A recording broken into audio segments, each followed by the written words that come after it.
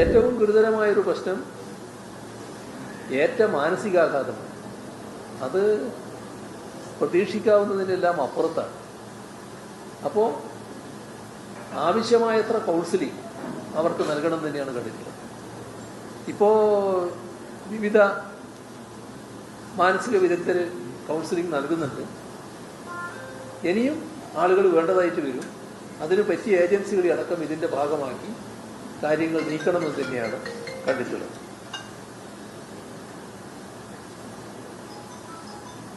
ഇവിടെ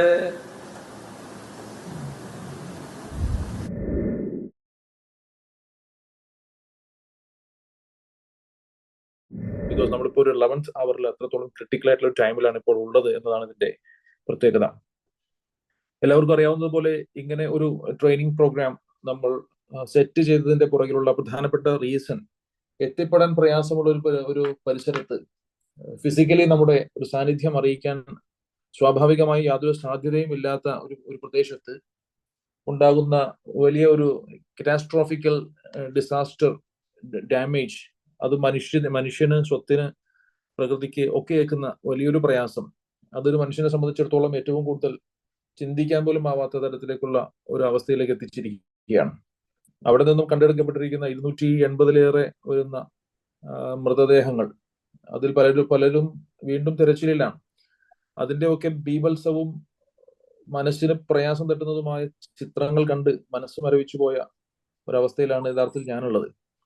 സോഷ്യൽ മീഡിയകൾ വഴി അത് പ്രചരിപ്പിക്കുക എന്നത് യഥാർത്ഥത്തിൽ എത്തിക്സിനെതിരാണെന്നുള്ളത് കൊണ്ടും നിയമവിരുദ്ധമാണെന്നുള്ളത് കൊണ്ടും അതൊക്കെ നമുക്ക് ഗ്രൂപ്പുകളിൽ പോലും ഷെയർ ചെയ്യാനാവില്ല. മുഖവും ശരീരവും ഒക്കെ നോക്കിക്കഴിഞ്ഞാൽ മനുഷ്യനാണോ എന്ന് പോലും തോന്നുമാറ് കൈകളില്ലാതെ, അരയ്ക്ക് പോട്ട് ശരീരമില്ലാതെ, മുഖമൊക്കെ ശരിക്കും വല്ലാതെ ഒരു വലിയ ചുറ്റിക കൊണ്ട് മുഖത്ത് അടിച്ച് പരത്തിയാൽ അങ്ങനെ ഇരിക്കുന്നു. ആ അവസ്ഥയിൽ തലച്ചോറ് പിളർന്ന് തലച്ചോറില്ലാതെ അതിന്റെ ഉള്ളിൽ ചെളി മാത്രം ഫില്ല് ചെയ്തിരിക്കുന്നത് പോലെ വല്ലാത്ത അവസ്ഥയിലേക്കൊക്കെ ആയിക്കൊണ്ടുള്ള മൃതദേഹങ്ങൾ കാണുകയുണ്ടായി. വളരെ പെട്ടെന്ന് ഒന്ന് ഓടിച്ച് എനിക്ക് തോന്നുന്നു നമ്മുടെ ഇന്നത്തെ പ്രോഗ്രാമിന്റെ ഫെസിലിറ്റേറ്റർ ആൻഡ് ഫാക്കൽറ്റി നാസിയ മാം ഒരുപക്ഷെ ചർച്ചകൾക്കിടയിൽ ഒരു ഫ്ലാഷ് പോലെ ഒന്ന് ഓടിച്ച് കാണിക്കുമെന്ന് വിചാരിക്കുന്നു. വളരെ ഗൗരവതരമായ അവസ്ഥകളാണ് അവിടെ ഉള്ളത്. നമുക്ക് തന്നെ ഇത് കണ്ട് പ്രയാസം ഉണ്ടാകുന്നുണ്ടെങ്കിൽ, ഇതൊക്കെ കണ്ടിട്ട് നമ്മളൊരു കൗൺസിലിംഗ് എടുത്താലോ എന്ന ആലോചന ഉണ്ടെങ്കിൽ, ഇത് കണ്ട് മനസ്സ് മരവിച്ചൊരു സമൂഹത്തോട് എങ്ങനെയാണ് സംവദിക്കേണ്ടതെന്ന് പഠിക്കാനാണ് നമ്മളിപ്പോൾ ഇവിടെ കൂടിയിട്ടുള്ളത്. പ്രയാസകരമായ ഒരു അവസ്ഥയാണ്.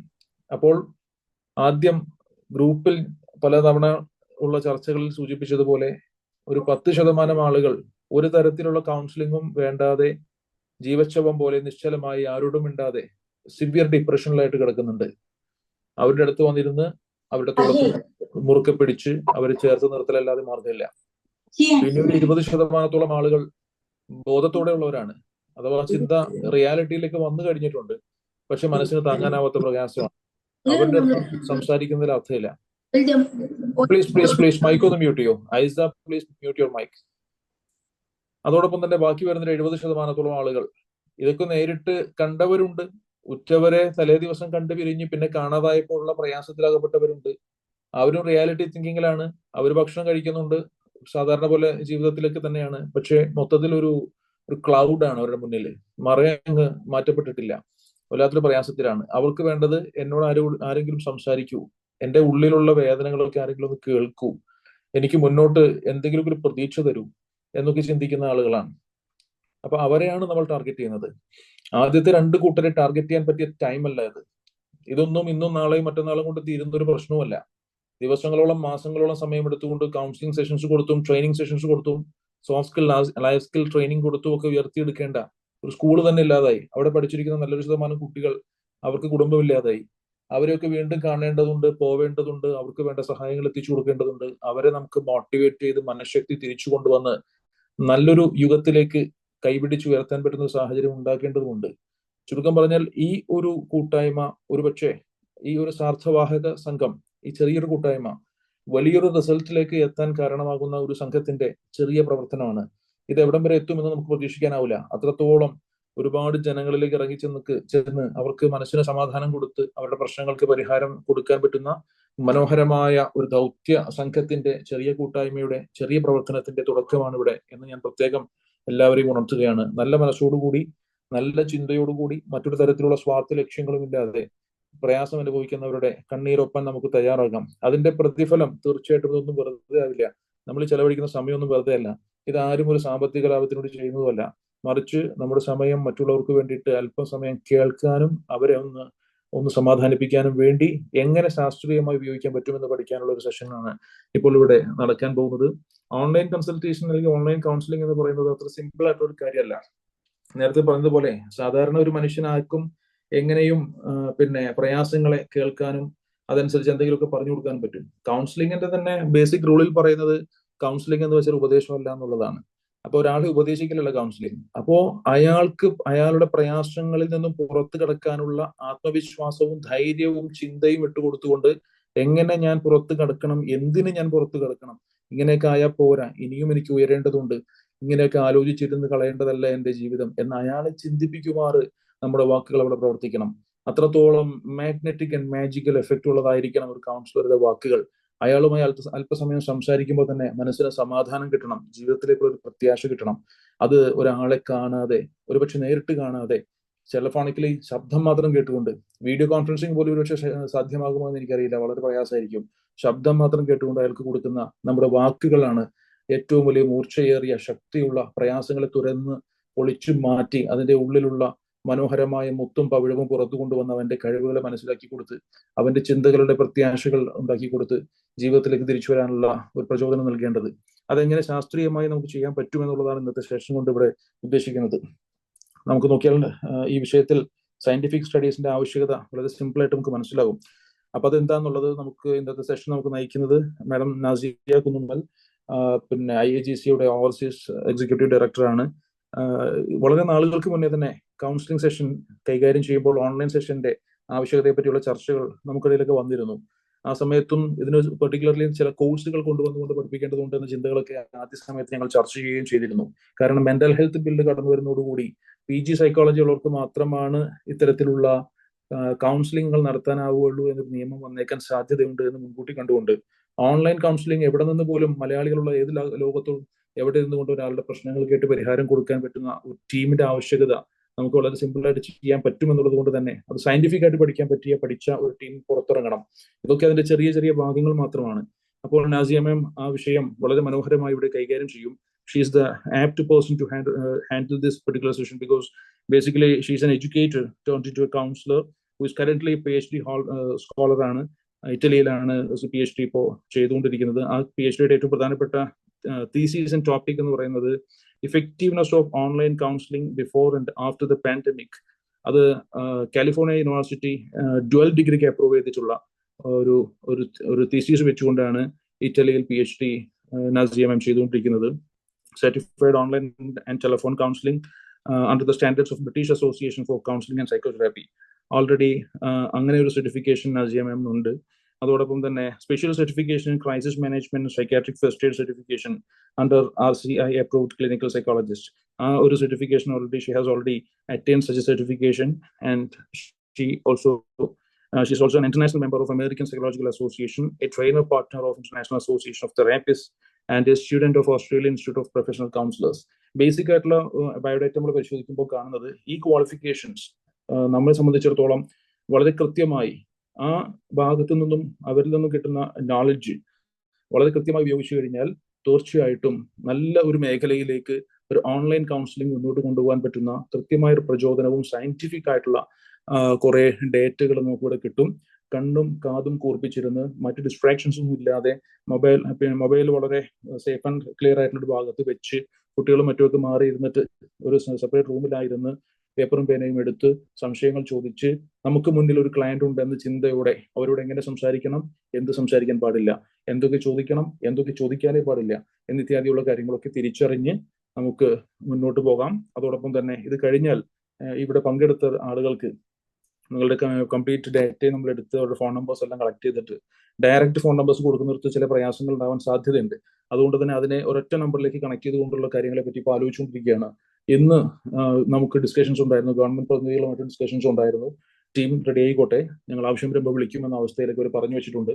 അല്ലാതെ തന്നെ നമ്മുടെ പിന്നെ കണക്ഷൻസിലൂടെ തന്നെ നമ്മുടേതായിട്ടുള്ള ഏജൻസികൾ ഉപയോഗിച്ചുകൊണ്ട് തന്നെ നമ്മുടെ നമ്പേഴ്സ് പുറത്തു കൊടുത്തുകൊണ്ട് കൗൺസിലിംഗ് ഒക്കെ സ്റ്റാർട്ട് ചെയ്യാം. ഫോളോ അപ്പ് നമുക്ക് നടത്താം.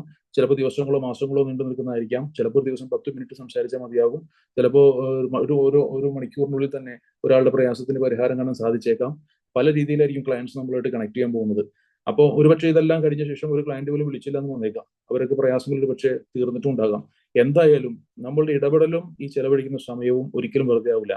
നല്ല ഒരു ചിന്തയോടുകൂടി, നല്ല ഒരു ലക്ഷ്യത്തോടു കൂടി എൻ്റെ ഇടപെടൽ, എൻ്റെ വാക്ക്, എൻ്റെ ചെലവഴിക്കുന്ന ഈ സമയം എൻ്റെ ഒരു സഹജീവിയുടെ മാനസിക പ്രയാസത്തിന് പരിഹാരം കിട്ടുന്നതാവട്ടെ എന്ന പ്രാർത്ഥനയോടെയും ചിന്തയോടെയും നിങ്ങൾ ചെലവഴിച്ചാൽ വലിയ വലിയ ദുരന്തങ്ങളിൽ നിന്ന് പക്ഷേ നമ്മളും തലമുറകളും രക്ഷപ്പെട്ടേക്കാം എന്നത് മാത്രമാണ് ഇതിന്റെ ഏറ്റവും വലിയ ട്രാൻസ്ഫോർമേഷൻ ഓഫ് ദ എനർജി എന്ന് പറയുന്നത്. അതുകൊണ്ട് വലിയ സന്തോഷത്തോടു കൂടി എല്ലാവരെയും ഈ പറയപ്പെട്ട ട്രെയിനിങ് സെഷനിലേക്ക് സ്വാഗതം ചെയ്യുകയാണ്. ഈ സെഷൻ നയിക്കുന്ന നാസിയ മാമിന് എല്ലാവിധ ആശംസകൾ നേർന്നുകൊണ്ട് തന്നെ ഈ സദസ്സിലേക്ക് സ്വാഗതം ആശംസിക്കുന്നു.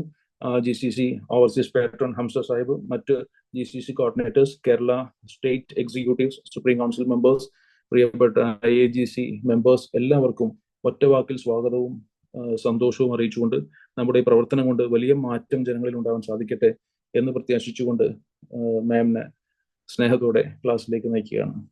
Thank you. Thank you, Dr. Riaz, for introducing me in such a wonderful way, actually. അപ്പം എല്ലാവർക്കും സ്വാഗതം നമ്മുടെ ഈ ഒരു ട്രെയിനിങ് സെഷനിലോട്ട്, വർക്ക്ഷോപ്പിലോട്ട്. പെട്ടെന്നാണ് ഈ ഒരു വർക്ക്ഷോപ്പ് എന്നോട് ചെയ്യണമെന്ന് പറഞ്ഞത്. ഇന്ന് മോർണിംഗിലാണ് റിയാസ് സാർ എന്നോട് ഇത് പറയുകയും, അപ്പൊ അതിനു വേണ്ടി പെട്ടെന്ന് തയ്യാറെടുക്കുകയാണ് ചെയ്തിട്ടുള്ളത്. അതിൻ്റെതായിട്ടുള്ള ലിമിറ്റേഷൻസ് എനിക്ക് ഉണ്ടായിരുന്നു. എന്നിരുന്നാലും ഇത് എല്ലാവർക്കും ഉപകാരപ്പെടുന്ന ഒരു സെക്ഷനായിട്ട് മാറട്ടെ എന്ന് പ്രത്യാശിക്കുന്നു. Okay, so I'm going to share my screen with you all so that you have some material to see actually. I hope my voice is audible, right? Yes. Okay, thank you. Now നിങ്ങൾ എല്ലാവരും പരമാവധി mute ചെയ്ത് വെക്കുക, അപ്പോഴാണ് നമുക്ക് effective ആയിട്ട് session കൊണ്ടുപോകാൻ പറ്റുള്ളൂ. അപ്പൊ ബേസിക്കലി ഇതൊരു ടെലിഫോൺ ബേസ്ഡ് കൗൺസിലിംഗ് എന്നുള്ളതാണ്. എസ്പെഷ്യലി ലാൻഡ്സ്ലൈഡ് ഡിസാസ്റ്റർ വിക്ടിമിനെ ഫോക്കസ് ചെയ്തുകൊണ്ടുള്ള ഒരു സെഷനാണ് നമ്മൾ കണ്ടക്ട് ചെയ്യാൻ ഉദ്ദേശിക്കുന്നത്. പക്ഷെ എന്നിരുന്നാലും എല്ലാ ഡിസാസ്റ്റേഴ്സും ഒരുപോലെ തന്നെയാണ്. എല്ലാ ഡിസാസ്റ്റേഴ്സും അതിന്റെ ആഫ്റ്റർ എഫക്ട് എന്ന് പറയുന്ന സൈക്കോളജിക്കൽ എഫക്ട് എന്ന് പറയുന്നത് എല്ലാം ഒന്ന് തന്നെയാണ്. അപ്പൊ അതുകൊണ്ട് തന്നെ പ്രത്യേകതയൊന്നുമില്ല ഇതിന്. ഡിസാസ്റ്റർ മാനേജ്മെന്റിന്റെ ഭാഗത്ത് നോക്കുകയാണെങ്കിൽ പ്രത്യേകതയൊന്നുമില്ല. എല്ലാ മനുഷ്യർക്കും ഒരു ട്രോമാറ്റിക് എക്സ്പീരിയൻസിലൂടെ പോകുമ്പോൾ വന്നേക്കാവുന്ന കുറെ കാര്യങ്ങൾ തന്നെയാണ് ഇവിടെ നമ്മൾക്ക് കാണാൻ കഴിയുന്നത്. റിയാസ് സാർ പറഞ്ഞ പോലെ തന്നെ നമ്മൾക്ക് ഒരുപാട് ഫോട്ടോസ് നമ്മൾ കാണുകയുണ്ടായി. ശരിക്കും പറഞ്ഞു കഴിഞ്ഞാൽ മനുഷ്യരാണോ മനുഷ്യരല്ലേ എന്ന് പോലും ചിന്തിക്കാൻ പറ്റാത്ത രീതിയിൽ കുറെ സൂം ചെയ്തൊക്കെ നോക്കേണ്ടി വന്നു. അത്രത്തോളം പാത്തറ്റിക് ആയിട്ടുള്ള ഫോട്ടോസ് ആണിത്. അതുകൊണ്ട് തന്നെ അത് കാണിക്കുക എന്നുള്ളത് സാറ് സൂചിപ്പിച്ചു. അതായത് നമുക്ക് ചിലപ്പോൾ സ്ലൈഡ്സിൽ പെട്ടെന്ന് അത് കാണിക്കാൻ ചിലപ്പോൾ സാധ്യതയുണ്ട്. ഓഫ് കോഴ്സ് ഞാൻ അത് കാണിക്കുന്നില്ല, കാരണം അത്രയും വല്ലാത്തൊരു അവസ്ഥയിലുള്ളതാണ്. അപ്പം അവരെ റെസ്പെക്ട് ചെയ്തുകൊണ്ട്, ഈ ഒരു ലാൻഡ് സ്ലൈഡിൽ ജീവൻ നഷ്ടപ്പെട്ടവരെ റെസ്പെക്ട് ചെയ്തുകൊണ്ട് അവരെ ഞാനൊരു പ്രൊജക്ഷൻ ആയിട്ട് ഇതിൽ ഉപയോഗിക്കുന്നില്ല. നിങ്ങൾക്ക് എല്ലാവർക്കും അറിയാം അതിന്റെ അവസ്ഥ എന്താണെന്നുള്ളത്. അപ്പൊ ഒരു മാനുഷിക പരിഗണന, അവരുടെ ഒരു ബോഡീസ് ഒന്നും കാണിച്ച് നമ്മൾ തീർച്ചയായിട്ടും ഒരു സ്ലൈഡ്സും ഞാൻ ഉണ്ടാക്കിയിട്ടില്ല എന്ന് ആദ്യം തന്നെ അറിയിക്കുകയാണ്. സോ ആദ്യം തന്നെ നമുക്ക് വരുന്നത് ഇമ്പോർട്ടൻസ് ഓഫ് ടെലിഫോൺ കൗൺസിലിംഗ് ആണ്. ബേസിക്കലി നമ്മൾ മനസ്സിലാക്കേണ്ട ഒരു കാര്യം, ടെലിഫോൺ ബേസ്ഡ് കൗൺസിലിംഗ് എന്ന് പറഞ്ഞു കഴിഞ്ഞാൽ നമ്മൾക്ക് ഓൺലൈനിലുള്ള പോലെയല്ല. നമുക്ക് ഇപ്പൊ സൂം സെഷൻസിലൊക്കെ നമുക്ക് ആൾക്കാരെ കണ്ട് സംസാരിക്കാൻ പറ്റുന്ന ഒരു ഫെസിലിറ്റി ഉണ്ട് അല്ലെ. അവരുടെ ഫേഷ്യൽ ഫീച്ചേഴ്സും ഫേഷ്യൽ എക്സ്പ്രഷൻസും ഒക്കെ നമുക്ക് മനസ്സിലാക്കാം. ധാരാളമായിട്ട് തന്നെ നമുക്ക് അവരുടെ ഒരു എന്താ പറയാ, അവരുടെ ഒരു ബോഡി പോസ്റ്ററിനനുസരിച്ച് നമുക്ക് ഇരിക്കാനും അവരോട് അതുപോലെ ബിഹേവ് ചെയ്യാനും ഒക്കെ പറ്റുന്ന ഒരു ഇതാണ് നമുക്ക് ഓൺലൈൻ സെഷൻസ് വരുമ്പോൾ. ബേസിക്കലി സൂം ഓർ ഗൂഗിൾ അല്ലെ ഏതെങ്കിലും വീഡിയോ കോൺഫറൻസിങ് വഴി നമ്മൾ കാര്യങ്ങൾ ചെയ്യുമ്പോൾ കുറച്ചും കൂടി നമുക്ക് ഓഫ്ലൈൻ പോലെ തന്നെ ഫേസ് ടു ഫേസ് പോലെ തന്നെ കുറേയൊക്കെ ഒരു എന്താ പറയാ, നമുക്ക് സിമിലാരിറ്റീസ് തോന്നും. ഓക്കെ, പക്ഷെ അതുപോലെയല്ല ടെലിഫോൺ ബേസ്ഡ് കൗൺസിലിംഗ് എന്ന് പറഞ്ഞാൽ ടിപ്പിക്കലി നമ്മൾ ടെലിഫോൺ ഉപയോഗിച്ച് മാത്രം കൗൺസിലിംഗ് നടത്തുമ്പോൾ നമുക്ക് മെയിൻ ആയിട്ട് നമ്മളിപ്പം ഇപ്പൊ ഇതിൽ പറഞ്ഞ പോലെ എന്താണ് ഇവിടെ നെറ്റ്വർക്ക് ഇഷ്യൂസും കാര്യങ്ങളൊക്കെ ഉണ്ട്. അപ്പൊ ഇതൊക്കെ നമ്മൾ പ്രതീക്ഷിക്കണം. അപ്പൊ നമ്മൾ ഓൾറെഡി അപ്പോയിന്റ്മെന്റ് കൊടുത്ത് ക്ലയൻസിനോട് സംസാരിക്കുന്ന രീതിയിലല്ല ചിലപ്പം വോയിസ് ക്ലിയർ ആയിക്കൊള്ളണമെന്നുണ്ടാവില്ല, ബ്രേക്കിംഗ് ഫീൽ ചെയ്യും, അതുപോലെ തന്നെ ക്ലാരിറ്റി ഇഷ്യൂസ് വരും. ഇവിടെയൊക്കെ നമ്മൾ സ്ട്രെസ്ഫുൾ ആവാതെ കാര്യങ്ങളെ ഡീൽ ചെയ്യാൻ, അതായത് വളരെ പേഷ്യൻസ് ആയിട്ട് തന്നെ കാര്യങ്ങൾ ലീഡ് ചെയ്യേണ്ട ഒരു മേഖലയാണ് ടെലിഫോൺ ബേസ്ഡ് കൗൺസിലിംഗ്. ഓക്കെ, ചിലപ്പം ക്ലയൻസ് തന്നെ ചിലപ്പം വളരെ പ്രയാസപ്പെട്ടിട്ടായിരിക്കും പല കാരണങ്ങൾ കൊണ്ട് നമ്മളെ ടെലിഫോണിൽ എത്തിച്ചേരുന്നത്. അപ്പം ആക്സസിബിലിറ്റി എന്നുള്ളത് വളരെ ഇമ്പോർട്ടന്റ് ആണ്. അപ്പൊ നിങ്ങൾ പരമാവധി ആക്സസിബിൾ ആണോ എന്ന് ഉറപ്പുവരുത്തതിന് ശേഷം മാത്രമാണ് ഇത്തരം കാര്യങ്ങളിലോട്ട് മുന്നിട്ടിറങ്ങേണ്ടത് എന്നുള്ളതാണ്. ഓക്കെ, എനിക്ക് നെറ്റ്വർക്ക് ഇഷ്യൂസ് വരാൻ സാധ്യതയുണ്ടോ, അല്ലെങ്കിൽ ഇനി അഥവാ വന്നാൽ തന്നെ എനിക്ക് എന്ത് സംവിധാനം പകരം കൊടുക്കാൻ കഴിയും എന്നുള്ള രീതിയിലൊക്കെ നമ്മൾ plan A, plan B, plan C ഒക്കെ റെഡിയാക്കി വെക്കണം. അപ്പൊ അതാണ് ഇതിന്റെ മെയിൻ ആയിട്ടുള്ള ഒരു അക്സസിബിലിറ്റി എന്നുള്ള ഒരു കാര്യം നമ്മൾ തീർച്ചയായിട്ടും ഇതിൽ ടെലിഫോൺ കൗൺസിലിംഗിന്റെ കാര്യത്തിൽ നമ്മൾ തീർച്ചയായിട്ടും കൊണ്ടുവരണം. ഓക്കെ, സോ അതുപോലെ തന്നെ നമ്മൾ regardless of the physical location and mobility changes, അതായത് കൺവീനിയന്റ് ആയിട്ടും ആക്സസിബിൾ ആയിട്ടും നമ്മൾ എന്ത് ചെയ്യണം, നമ്മൾ ഈ ഡിസാസ്റ്റർ വിക്ടിംസിനെ എത്രത്തോളം നമുക്ക് സപ്പോർട്ട് ചെയ്യാൻ പറ്റും ആ രീതിയിൽ തന്നെ നമ്മൾ സപ്പോർട്ട് ചെയ്ത് മുന്നോട്ട് പോവുക എന്നുള്ളതിന് വേണ്ടി ആദ്യം വേണ്ടത് ക്ലാരിറ്റി ഓഫ് വോയിസ് ആണ്. കാരണം നമ്മുടെ വോയിസ് ആണ് അവിടെ എത്തുന്നത്. അപ്പൊ അതുകൊണ്ട് തന്നെ clarity of voice is really important. അപ്പൊ നിങ്ങളൊരു അസുഖാവസ്ഥയിലോ ഫിസിക്കലി വീക്കെൻഡ് ആയിട്ടുള്ള അല്ലെങ്കിൽ മെന്റലി വീക്കെൻഡ് ആയിട്ടുള്ള ഒരു സ്റ്റേറ്റിലാണ് ഇരിക്കുന്നതെങ്കിൽ തീർച്ചയായിട്ടും നിങ്ങൾ ഈ ഒരു കാര്യത്തിലോട്ട് ഇറങ്ങരുത്. കാരണം എന്താണ്, നിങ്ങളുടെ വോയിസ് കാണുമ്പോൾ ഓൾറെഡി തളർന്നിരിക്കുന്ന ആൾക്കാർക്ക് ചിലപ്പോൾ അതൊരു നെഗറ്റീവ് ഇമ്പാക്ട് ഉണ്ടാക്കാൻ സാധ്യതയുണ്ട്. അപ്പൊ നല്ലൊരു ക്ലാരിറ്റി വോയിസിൽ ഇരിക്കുന്ന സമയത്തും ആക്സസിബിലിറ്റി ഉള്ള സമയത്തും നിങ്ങൾ തീർച്ചയായിട്ടും ടെലിഫോൺ കൗൺസിലിന് വേണ്ടിയിട്ട് ഇറങ്ങിത്തിരിക്കുക എന്നുള്ളതാണ് ആദ്യം പറയാനുള്ളത്.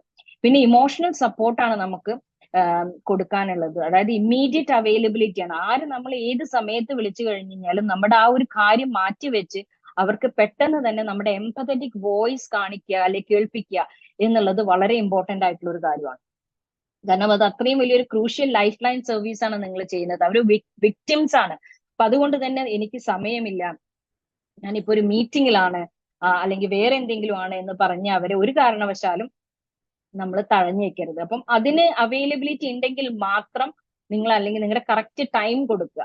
ഓക്കെ, നിങ്ങൾ ഇന്ന സമയത്ത് മാത്രം വിളിച്ചാലേ ഞാൻ അവൈലബിൾ ആവുള്ളൂ എന്ന് നിങ്ങളുടെ, ഫോർ എക്സാമ്പിൾ IVGC അങ്ങനത്തെ ഒരു സർവീസ് പ്രൊവൈഡ് ചെയ്യുമെങ്കിൽ നിങ്ങളുടെ ഒരു പേരിന് നേരെ നിങ്ങളുടെ ടൈം, അവൈലബിൾ ടൈം പറയുക. ആ ടൈമിൽ മാത്രമേ എന്റെ നമ്പർ വർക്ക് ആവുള്ളൂ എന്നുള്ള ഒരു കാര്യം അവരെ അറിയിക്കുക എന്നുള്ളത്. അല്ലാത്ത സമയത്ത് നമ്മൾ എന്ത് ചെയ്യും, ഒരാൾ അവരുടെ ഒരു വിഷമത്തിന്റെ ഭാഗമായിട്ട് നമ്മളിൽ എത്തിച്ചേർന്നു എന്നിട്ട് നമ്മൾ അവരെ നിരാകരിച്ചു എന്നുള്ള ഒരു രീതിയിലോട്ടായിരിക്കും അത് പോകുന്നത്.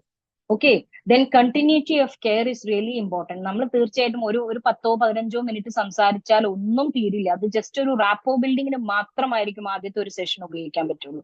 റാപ്പോ ബിൽഡിങ്ങിനും നമുക്കൊന്ന് സ്വയം പ്രോസസ് ചെയ്യാനും അവരുടെ പ്രശ്നങ്ങളും ഒക്കെ പ്രോസസ് ചെയ്യാനും പറ്റുന്ന ഒരു സംവിധാനമായിരിക്കും ആദ്യത്തെ ഒരു സെഷൻ എന്ന് പറയുന്നത്. സെഷനോ അല്ലെങ്കിൽ 15 or 20 മിനിറ്റ്സ് നമ്മൾ എത്രയാണോ എടുക്കുന്നത് അതിനനുസരിച്ചിരിക്കും. അപ്പൊ നിങ്ങൾ എന്ത് ചെയ്യണം, അതിനുശേഷവും ഓൺഗോയിങ് സപ്പോർട്ടും ഫോളോ പ്രോഗ്രാംസും ഒക്കെ നമ്മൾ ഇവർക്ക് വേണ്ടിയിട്ട് അറേഞ്ച് ചെയ്യണം. കാരണം ഇതൊരു ലോങ് ടേം കെയർ പ്രോസസ്സാണ്, റിക്കവറി പ്രോസസ്സാണ്. ഓക്കെ, അപ്പൊ അത് നമ്മൾ ഉറപ്പ് വരുത്തുക, നമുക്ക് പറ്റുന്ന രീതിയിലൊക്കെ നമുക്ക് അവർക്ക് ചെയ്തു കൊടുക്കാൻ പറ്റുക, അവരെ കുറിച്ചൊന്ന് അന്വേഷിക്കുക എന്നുള്ള കാര്യങ്ങളൊക്കെയാണ് നമുക്ക് ആദ്യം പറയാനുള്ളത്. ഇനി ഡിഫൈനിങ് ലാൻഡ് സ്ലൈഡ് ഡിസാസ്റ്റേഴ്സ്. നിങ്ങൾക്കറിയാം ലാൻഡ് സ്ലൈഡ് ഡിസാസ്റ്റർ എന്ന് പറഞ്ഞു കഴിഞ്ഞാൽ മണ്ണിടിച്ചിലാണ്.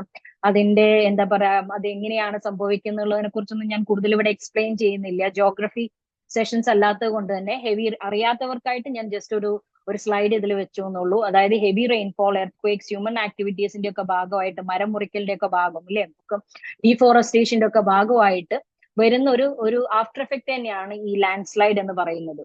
അപ്പം ഇതിന്റെ ഒരു അറിവ് നമുക്ക് ബേസിക്കലി നമ്മൾക്ക് ഉണ്ടായിരിക്കണം, എന്താണ് ലാൻഡ് സ്ലൈഡ് എന്നുള്ളതും. അപ്പം എങ്ങനെയാണ് ഇത് മലവെള്ളപ്പാച്ചിലായി പോയത്, എങ്ങനെയാണ് വെള്ളം കയറി വന്നത്, ലാൻഡ് അല്ലേ പൊളിഞ്ഞാടിയത് എന്നൊക്കെ പറഞ്ഞ് നമ്മൾ തന്നെ ഫൂളിഷ് ക്വസ്റ്റ്യൻസ് ചോദിക്കാണ്ട് നമുക്ക് അത്യാവശ്യം ഇതിനെക്കുറിച്ച് എന്താണ് സംഭവിച്ചിരിക്കുന്നത്, എന്താണ് ലാൻഡ് സ്ലൈഡ് എന്നുള്ളതും അതിന്റെ ആഫ്റ്റർമാത്ത് എന്താണെന്നുള്ളതൊക്കെ ഒരു അത്യാവശ്യം നല്ലൊരു അറിവ് നമ്മൾ എന്തായാലും ഈ ഒരു ഇതിലോട്ട് നമ്മൾ ടെലിഫോൺ കൗൺസിലറായിട്ട് ഇറങ്ങുന്നുണ്ടെങ്കിൽ തീർച്ചയായിട്ടും അതിനെക്കുറിച്ച് ബേസിക് നോളജ് നമ്മൾ റിസർച്ച് ചെയ്ത് കണ്ടെത്തിയിരിക്കണം എന്നുള്ളത് തീർച്ചയാണ്. Now, psychological impact of landslide disasters, അവിടെയാണ് നമ്മുടെ പ്രസക്തി കിടക്കുന്നത്.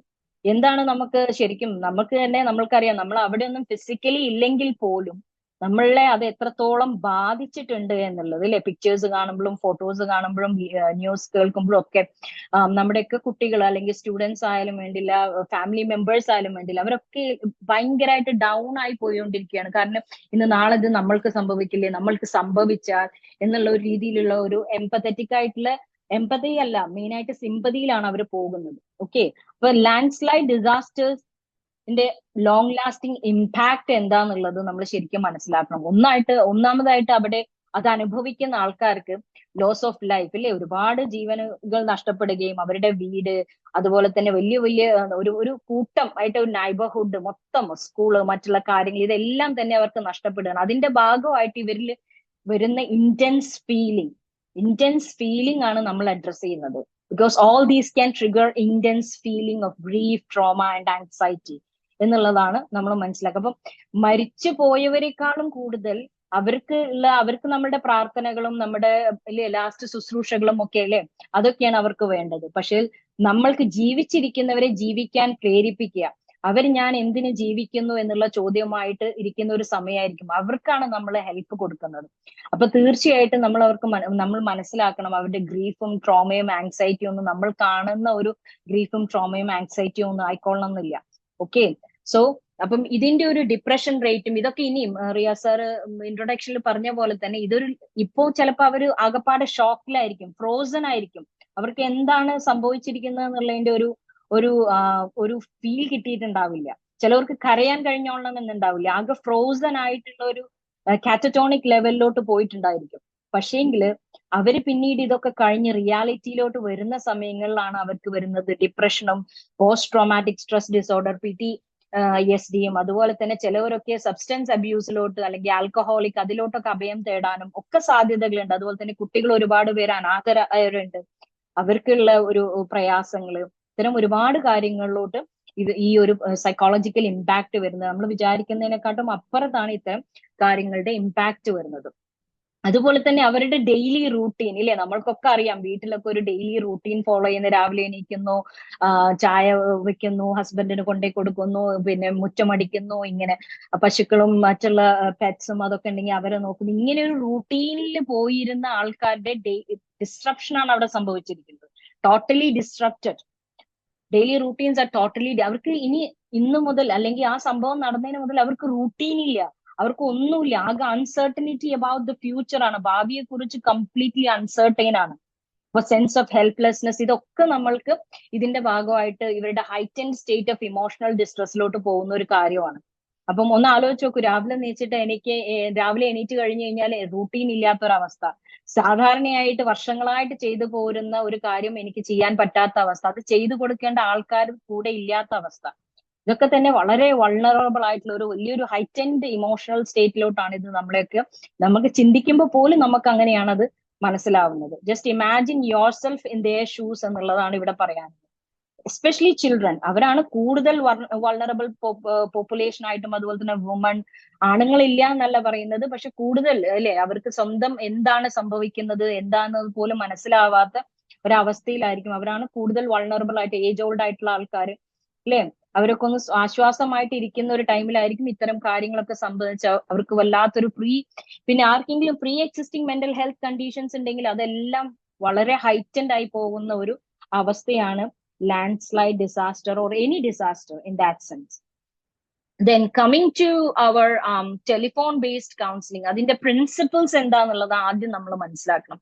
നമ്മളൊരു സുഹൃത്തിനോട് വിളിക്കുന്ന പോലെ, അല്ലെങ്കിൽ നമ്മളുടെ എന്താ പറയാ, നമ്മളുടെ ഒരു നോർമൽ ബിഹേവിയർ ഉണ്ടാവും, അതിൽ നിന്നൊക്കെ മാറി നമ്മൾ തീർത്തും വേറൊരാളായിട്ട് തന്നെ ആയിരിക്കണം ഒരു ടെലിഫോൺ ബേസ്ഡ് കൗൺസിലിംഗിൽ. നമ്മുടെ വാക്കുകളാണ് നമ്മളുടെ ഏറ്റവും വലിയ വർക്ക് ടൂൾ എന്നുള്ളത് മനസ്സിലാക്കണം. അപ്പൊ നമ്മളുടെ ഭാഷ ക്ലാരിറ്റിയോടെ ആയിക്കഴിഞ്ഞാൽ കുറച്ചും കൂടിയൊക്കെ ഒരു ബോണസ് ആണ്. നമുക്ക് നല്ല രീതിയിൽ സംസാരിക്കാനും പ്രസന്റ് ചെയ്യാനും ഒക്കെ കഴിയുമെങ്കിൽ അത് ഒരു ബോണസ് തന്നെയാണ്. അപ്പൊ ആദ്യം നമ്മൾക്ക് ചെയ്യേണ്ട ഒരു കാര്യം എംപതി ആൻഡ് കമ്പാഷൻ എന്നുള്ളതാണ്.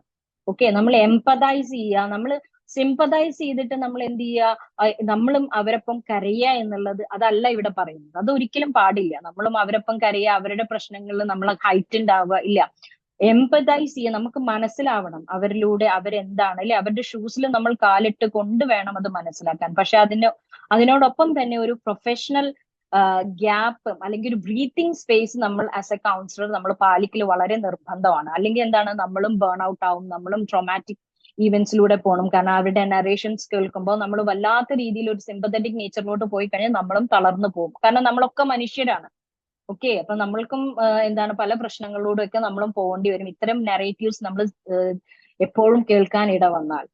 So empathy and compassion is really must for that is the one of the principle of telephone based counseling എന്നുള്ളത്. അതായത് ഇവിടെ കാണാം, നിങ്ങൾക്കൊരു വേർഡ് കാണാൻ പറ്റും. എന്താണ്,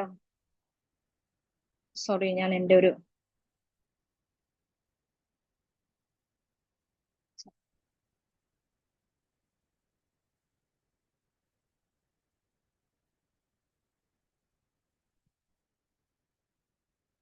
നിങ്ങൾക്ക് ഇവിടെ കാണാൻ പറ്റും ജെനുവിൻ കൺസേൺ എന്ന് പറഞ്ഞൊരു വേർഡ് ഇല്ലേ. ജെനുവിൻ ആയിട്ടുള്ള കൺസേൺ ആയിരിക്കും, വെറുതെ ഫേക്ക് ചെയ്യാൻ പാടില്ല. നമ്മൾ പലപ്പോഴും അയ്യോടാ അങ്ങനെ സംഭവിച്ചോ എന്നൊക്കെ ചോദിക്കാറുണ്ട് ഒരാളോട് വിളിക്കുമ്പോൾ. നമുക്ക് ഒന്നും ഫീൽ ചെയ്യണ്ടാവില്ല, പക്ഷെ നമ്മൾ ഇല്ലേ ഞാൻ ഒരാളാവട്ടെ എന്നുള്ള രീതിയിൽ ചിലപ്പോൾ വെറുതെ നമ്മൾ ഫേക്ക് ചെയ്യുന്നുണ്ടാവും. പക്ഷെ ഒരിക്കൽ പോലും നമ്മൾ ഒരു ജെനുവിൻ കൺസേൺ ഇല്ലാത്ത ഒരാൾ ഒരിക്കൽ പോലും ഈ മേഖലയിലോട്ട് വരരുത്. മറ്റൊരാളുടെ വിഷമം കേൾക്കുമ്പോൾ അതിൽ മനസ്സിലാക്കാനുള്ള ഒരു കഴിവ്, അതിനെ ജെന്യുവിൻ ആയിട്ട് ഫീൽ ചെയ്യാനുള്ള ഒരു കഴിവില്ലാത്തവർ ഈ മേഖലയിലോട്ട് വന്നു കഴിഞ്ഞാൽ അത് വെറും ഒരു ഫേക്കിംഗ് ആയിരിക്കും, ഒരു മണി ഓറിയന്റഡ് ടാസ്ക് മാത്രമായിട്ട് അവശേഷിക്കുന്ന ഒരു കാര്യമായി മാറും കൗൺസിലിംഗ് എന്ന് പറഞ്ഞ മേഖല.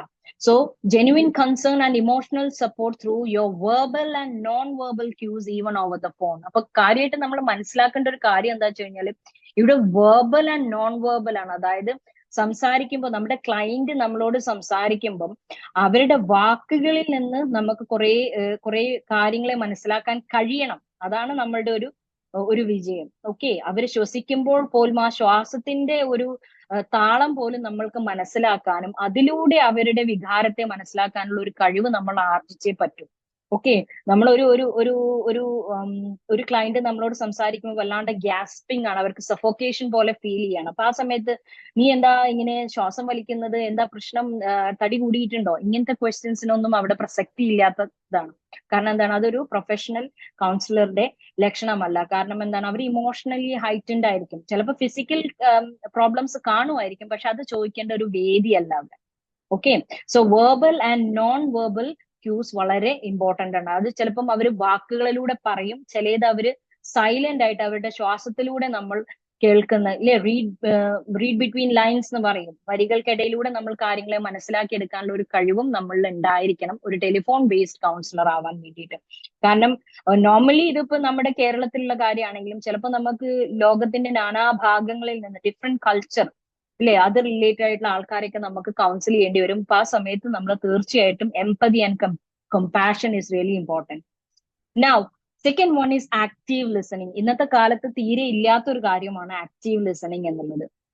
So actively listen to the caller. നിങ്ങൾ ശരിക്കും അവരോട് നമ്മൾ ഷേക്സ്പിയറിന്റെ ഏതോ ഒരു നാടകത്തിലൊക്കെ പറയുന്ന പോലെ ലെൻഡ് യുവർ ഇയേഴ്സ് എന്ന് പറയുക തന്നെയാണ്. നമ്മുടെ ചെവി അങ്ങ് കൊടുക്കുകയാണ് അവർക്ക്. Okay, and you are not doing anything here. നിങ്ങളുടെ മൊബൈൽ ഉപയോഗിച്ചാൽ നിങ്ങൾ പറഞ്ഞോളൂ, ഞാനിവിടെ മൊബൈലില് ഇൻസ്റ്റാഗ്രാം റീൽസ് കണ്ടുകൊണ്ടിരിക്കുകയാണ് എന്നുള്ള രീതിയിലല്ല ഇരിക്കേണ്ടത്. നിങ്ങളുടെ കയ്യിൽ ഒരു നോട്ട്ബുക്കും ഒരു റൈറ്റിംഗ് പാഡും നോട്ടും പെന്നും ഒക്കെ റെഡി ആയിരിക്കണം. അവർ പറയുന്ന കാര്യങ്ങൾ ബുള്ളറ്റ് പോയിന്റ്സ് ആയിട്ടോ അല്ലെങ്കിൽ എങ്ങനെയാണോ നിങ്ങൾക്ക് മനസ്സിലാവുന്ന ആ രീതിയിൽ നിങ്ങൾ ജോട്ട് ഡൗൺ ചെയ്തിരിക്കണം. ഒരു കൗൺസിലറുടെ കയ്യിൽ എന്ത് തന്നെ ആയി കഴിഞ്ഞാലും ഒരു ചെറിയൊരു ബുക്കും പെന്നും ഒക്കെ എപ്പോഴും ഉണ്ടായിരിക്കുന്നത് നന്നായിരിക്കും. ഇന്നത്തെ കാലത്ത് പിന്നെ നമ്മൾക്ക് ടെക്നോളജിക്കലി കുറെ നോട്ട്സ് ഒക്കെ ഉണ്ട്, but I personally prefer real notebook and pen actually. കാരണം അതാവുമ്പോൾ നമുക്ക് നമ്മളുടെ സ്ക്രീൻ ടൈമും കുറച്ചും കൂടി കുറയ്ക്കാൻ കഴിയും. നമുക്ക് പിന്നീട് ഒന്ന് റെഫർ ചെയ്യണമെങ്കിലോ ഒരു കേസ് ഹിസ്റ്ററി നോക്കണമെങ്കിലോ ഒക്കെ അതിനും വേണ്ടി സ്ക്രീൻ ടൈം ഉപയോഗിക്കേണ്ട എന്നുള്ളത് കൊണ്ട് I prefer the normal notebook and pen. So നിങ്ങൾക്ക് നിങ്ങളതായിട്ടുള്ള ഒരു ഡയറി അല്ലെങ്കിൽ ഒരു ജേർണൽ അല്ലെങ്കിൽ ഒരു എന്താ പറയാ കൗൺസിലിംഗ് നോട്ട്ബുക്ക് എന്നുള്ള രീതിയിൽ ഒന്നുണ്ടാവുക, അതിൽ നോട്ട് ചെയ്യുക. ആൻഡ് ആസ്ക് ക്ലാരിഫൈങ് ക്വസ്റ്റ്യൻസ് ആണ്. നിങ്ങൾ അവരോട് ക്വസ്റ്റ്യൻ ചോദിക്കുക, അവരുടെ മേലെ മെക്കിട്ട് കയറുന്ന രീതിയിലുള്ള ക്വസ്റ്റ്യൻസ് അല്ലാണ്ട് ക്ലാരിഫൈ ചെയ്യാൻ ബെറ്റർ അണ്ടർസ്റ്റാൻഡിങ്ങിന് വേണ്ടിയിട്ടുള്ള ക്വസ്റ്റ്യൻസ് ചോദിക്കുക. അതുപോലെ തന്നെ അവർ നമ്മളോട് സംസാരിക്കുമ്പോൾ ഞാൻ നിങ്ങളെ കേൾക്കുന്നു എന്ന് മനസ്സിലാക്കുന്ന രീതിയിൽ പാരഫ്രൈസ് ചെയ്യുക എന്നുള്ളത് വളരെ ഇമ്പോർട്ടന്റ് ആണ്. പലരും കൗൺസിലിംഗ് പഠിച്ചവരായിരിക്കും ഈ ഒരു കൂട്ടത്തിൽ ഉണ്ടാവും. അതുകൊണ്ട് തന്നെ പാരഫ്രൈസിംഗ് എന്ന് പറഞ്ഞ വേർഡ് ഒക്കെ നിങ്ങൾക്ക് അറിയാമില്ലേ. അവർ പറയുന്ന കാര്യങ്ങളെ ഒന്നും കൂടി ഒരു സിമ്പിൾ വേർഡ്സിൽ നിങ്ങൾ അങ്ങോട്ട് തന്നെ പറയാം, ഞാൻ കേട്ടിരിക്കുന്നു എന്നുള്ള രീതിയിൽ എന്തെങ്കിലും സ്പെസിഫിക് ഡീറ്റെയിൽസ് എന്തെങ്കിലും ഒന്ന് കോട്ട് ചെയ്തുകൊണ്ട് അവരോട് തിരിച്ച് അതേ കാര്യങ്ങൾ തന്നെ വേറൊരു സെന്റൻസ് ഉപയോഗിച്ച് കൊണ്ട് പറയാം. ഓക്കെ, ഇങ്ങനെ സംഭവിച്ചു അല്ലേ, എന്നുള്ള രീതിയിലൊക്കെ നമുക്ക് അവരോട് പാരഫ്രൈസ് ചെയ്ത് ചോദിക്കാം. അപ്പൊ അവർക്കറിയാം, ഓക്കെ ഇയാൾ കേട്ടിരിക്കുന്നു, ഈ മാം അല്ലെങ്കിൽ ഈ സർ എന്റെ വേദനകൾ കേട്ടിരിക്കുന്നു എന്നുള്ള ഒരു ഫീൽ അവർക്ക് വരും. സോ ദാറ്റ് യു ക്യാൻ അതുപോലെ തന്നെ എന്തെങ്കിലും മിസ്റ്റേക്ക് നിങ്ങളുടെ അണ്ടർസ്റ്റാൻഡിംഗിൽ സംഭവിച്ചിട്ടുണ്ടെങ്കിൽ ഈ paraphrasing will give you an opportunity to clear your misunderstanding actually. Okay, നിങ്ങളുടെ മിസ്അണ്ടർസ്റ്റാൻഡിങ് അല്ല, അങ്ങനെയല്ല ഇങ്ങനെ എന്ന് പറഞ്ഞ് അവർ തന്നെ നമ്മളെ തിരുത്തി തരാനും സാധ്യതയുണ്ട്. ഓക്കെ, അപ്പൊ അതുകൊണ്ട് active listening with clarifying questions and paraphrasing is really important എന്നുള്ളതാണ്. Now coming to confidentiality and privacy. നമ്മൾ കേരളീയർക്ക് എസ്പെഷ്യലി നമ്മളൊക്കെ കാണുന്നതാണ് ഒരു കോൺഫിഡൻഷ്യാലിറ്റി വളരെ ഒരു വല്ലാത്തൊരു അവസ്ഥയിലാണ് കേരളീയ സമൂഹത്തിൽ ഈ കോൺഫിഡൻഷ്യാലിറ്റി കിടക്കുന്നത് സത്യത്തിൽ.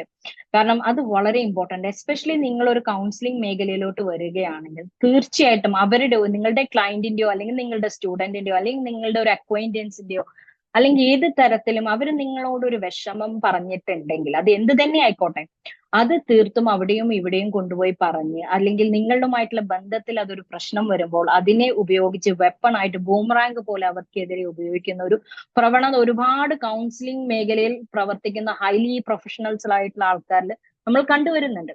അപ്പൊ അത് വളരെ കുറ്റകരമായിട്ടുള്ള ഒരു പ്രവണതയാണ്. അത്തരം ആൾക്കാർ should be disabled from counselling field എന്നാണ് പറയുന്നത്. കോൺഫിഡൻഷ്യാലിറ്റി സൂക്ഷിക്കാൻ പറ്റാത്തവര് ദയവ് ചെയ്ത് എന്ത് ചെയ്യണം, നമ്മുടെ കൗൺസിലിംഗ് ഫീൽഡിലോട്ട് കടന്നു. കാരണം ഒരുപാട് കഷ്ടപ്പെട്ടിട്ടായിരിക്കും ആൾക്കാർ അവരുടെ മനസ്സ് തുറക്കുന്നത്. വീണ്ടും അതേ കാര്യങ്ങൾ ഉപയോഗിച്ച് അവരെ വേദനിപ്പിക്കാതെ ഇരിക്കുക. ഓക്കെ, അന്ന് നിങ്ങൾ ഇത് പറഞ്ഞില്ലേ, ഇന്ന് ഇത് നിങ്ങൾ പറഞ്ഞില്ലേ എന്നും പറഞ്ഞ് അവരവരുടെ മൈന്യൂട്ട് ആയിട്ടുള്ള ഇന്റേണൽ വേൾഡിനെ കുറിച്ച് പറഞ്ഞിട്ടുണ്ടെങ്കിൽ അത് ഒരിക്കലും ഒരു വെപ്പൺ ആയിട്ട് ഉപയോഗിക്കുന്നത് ഒരു സൈക്കോളജിസ്റ്റിനും ഒരു സൈക്യാട്രിസ്റ്റിനും അല്ലെങ്കിൽ ഒരു കൗൺസിലറിനും ഒരാൾക്കും, even for a teacher it is not good. As an educator and as a counsellor I am saying this. അപ്പം confidentiality is really important. Confidentiality and privacy you should give them. അപ്പൊ നമ്മൾ സാധാരണ കൗൺസിലിംഗ് സെഷൻ, നോർമൽ ഒരു counsellor session ഓൺലൈനിൽ start ചെയ്യുമ്പോൾ നമ്മൾ ആദ്യം അവരോട് പറയുന്നതാണ് കോൺഫിഡൻഷ്യാലിറ്റി പോളിസീസ് ആണ്. നിങ്ങൾ പറയുന്ന കാര്യങ്ങൾ ഈ സൂം റൂമിന്റെ ഉള്ളിൽ ഇവിടെ തന്നെ തങ്ങിയിരിക്കും. It won't go outside until or unless if there is a court issue. കോടതിപരമായിട്ട് പോലീസ് പ്രോബ്ലമോ അല്ലെങ്കിൽ നിങ്ങളെ ഉപദ്രവിക്കുകയോ മറ്റൊരാളെ ഉപദ്രവിക്കാനൊക്കെ പ്ലാൻ കൗൺസിലിംഗ് സെഷൻസിന്റെ ഇടയിൽ മനസ്സിലാക്കുകയാണെങ്കിൽ തീർച്ചയായിട്ടും കോൺഫിഡൻഷ്യാലിറ്റി ബ്രീച്ച് ചെയ്യും. അല്ലാത്ത പക്ഷം നിങ്ങൾ പറയുന്ന ഓരോ കാര്യങ്ങളും ഇവിടെ സൂപ്പർവൈസർ ഉണ്ടെങ്കിൽ സൂപ്പർവൈസർ ചിലപ്പം ചില കാര്യങ്ങളൊക്കെ ഡിസ്കസ് ചെയ്യേണ്ട ഭാഗമായിട്ട് നമ്മൾ പറയും. അല്ലാത്ത പക്ഷം ഇതിവിടെ അതുപോലെ തന്നെയാണ് നിങ്ങൾ ഡിസാസ്റ്റർ മാനേജ്മെന്റിലും അവർക്ക് ചിലപ്പോൾ അവരുടെ ഇന്റേണൽ ഫിയേഴ്സ് ഒരുപാട് ഉണ്ടാവും. ഇനി ഞാൻ എന്ത്, അപ്പൊ നിങ്ങൾ അവരുടെ പേര് മറ്റുള്ള വിവരങ്ങളൊന്നും പുറത്തോട്ട് എന്നോട് ഇല്ല. നമ്മൾക്ക് ഇന്നത്തെ കാലത്ത് ഓൺലൈൻ ലോകത്ത് ഇൻസ്റ്റാഗ്രാമിലും സോഷ്യൽ മീഡിയാസിലൊക്കെ നമുക്ക് ചില കാര്യങ്ങളൊക്കെ നമുക്ക് പറയേണ്ടി വരും നമ്മുടെ ഒരു പ്രൊഫഷന്റെ ഭാഗമായിട്ട്. അപ്പൊ ആ സമയത്ത് അവരുടെ പേഴ്സണൽ ഡീറ്റെയിൽസ് ഉപയോഗിക്കാണ്ട് ഒരു കേസ് സ്റ്റഡി പറയുകയാണെങ്കിൽ that's okay, but don't give their specific details. Okay, so that's one about അതുപോലെ തന്നെ നോൺ ജഡ്ജ്മെന്റൽ സ്പേസ് ആയിരിക്കണം നിങ്ങൾ അവർക്ക് കൊടുക്കേണ്ടത്. അതായത് നിങ്ങൾ അവരെ ഒരിക്കലും ജഡ്ജ് ചെയ്യാതിരിക്കുക. Okay, now adaptability and flexibility is another thing actually. So be prepared to tailor your approach to meet the unique needs and concern of each individual caller. നിങ്ങളെ വിളിക്കുന്ന ഓരോരുത്തർക്കും അവരുടേതായിട്ടുള്ള രീതിയിൽ എല്ലാ കാര്യങ്ങളും എല്ലാവർക്കും സ്യൂട്ടബിൾ ആയിക്കോളണം ഉണ്ടാവില്ല. അപ്പൊ ഒരേ ടെക്നിക്കിന് എല്ലാവരോടും നമ്മളിങ്ങനെ തത്ത പറയുന്നത് പോലെ പഠിച്ച് ചെയ്യാതെ നിങ്ങൾ അവർക്കനുസരിച്ച് ഒരു ക്ലൈന്റ് oriented ആയിട്ടുള്ള client centered approach, because they are the expert of their own life. Clients are the expert of their own life. അത് ആദ്യം നമ്മൾ മനസ്സിലാക്കണം.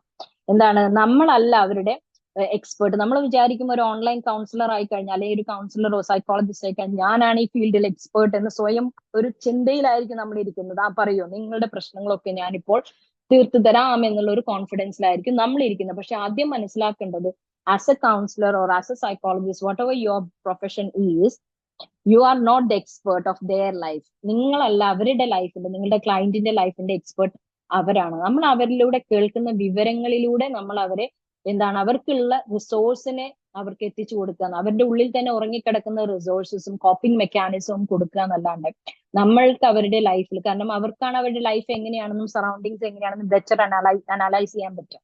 അതുകൊണ്ട് തന്നെ ആ ഒരു കാര്യം തീർത്തും നമ്മൾ മനസ്സിലാക്കുക. Client is the expert of their own life.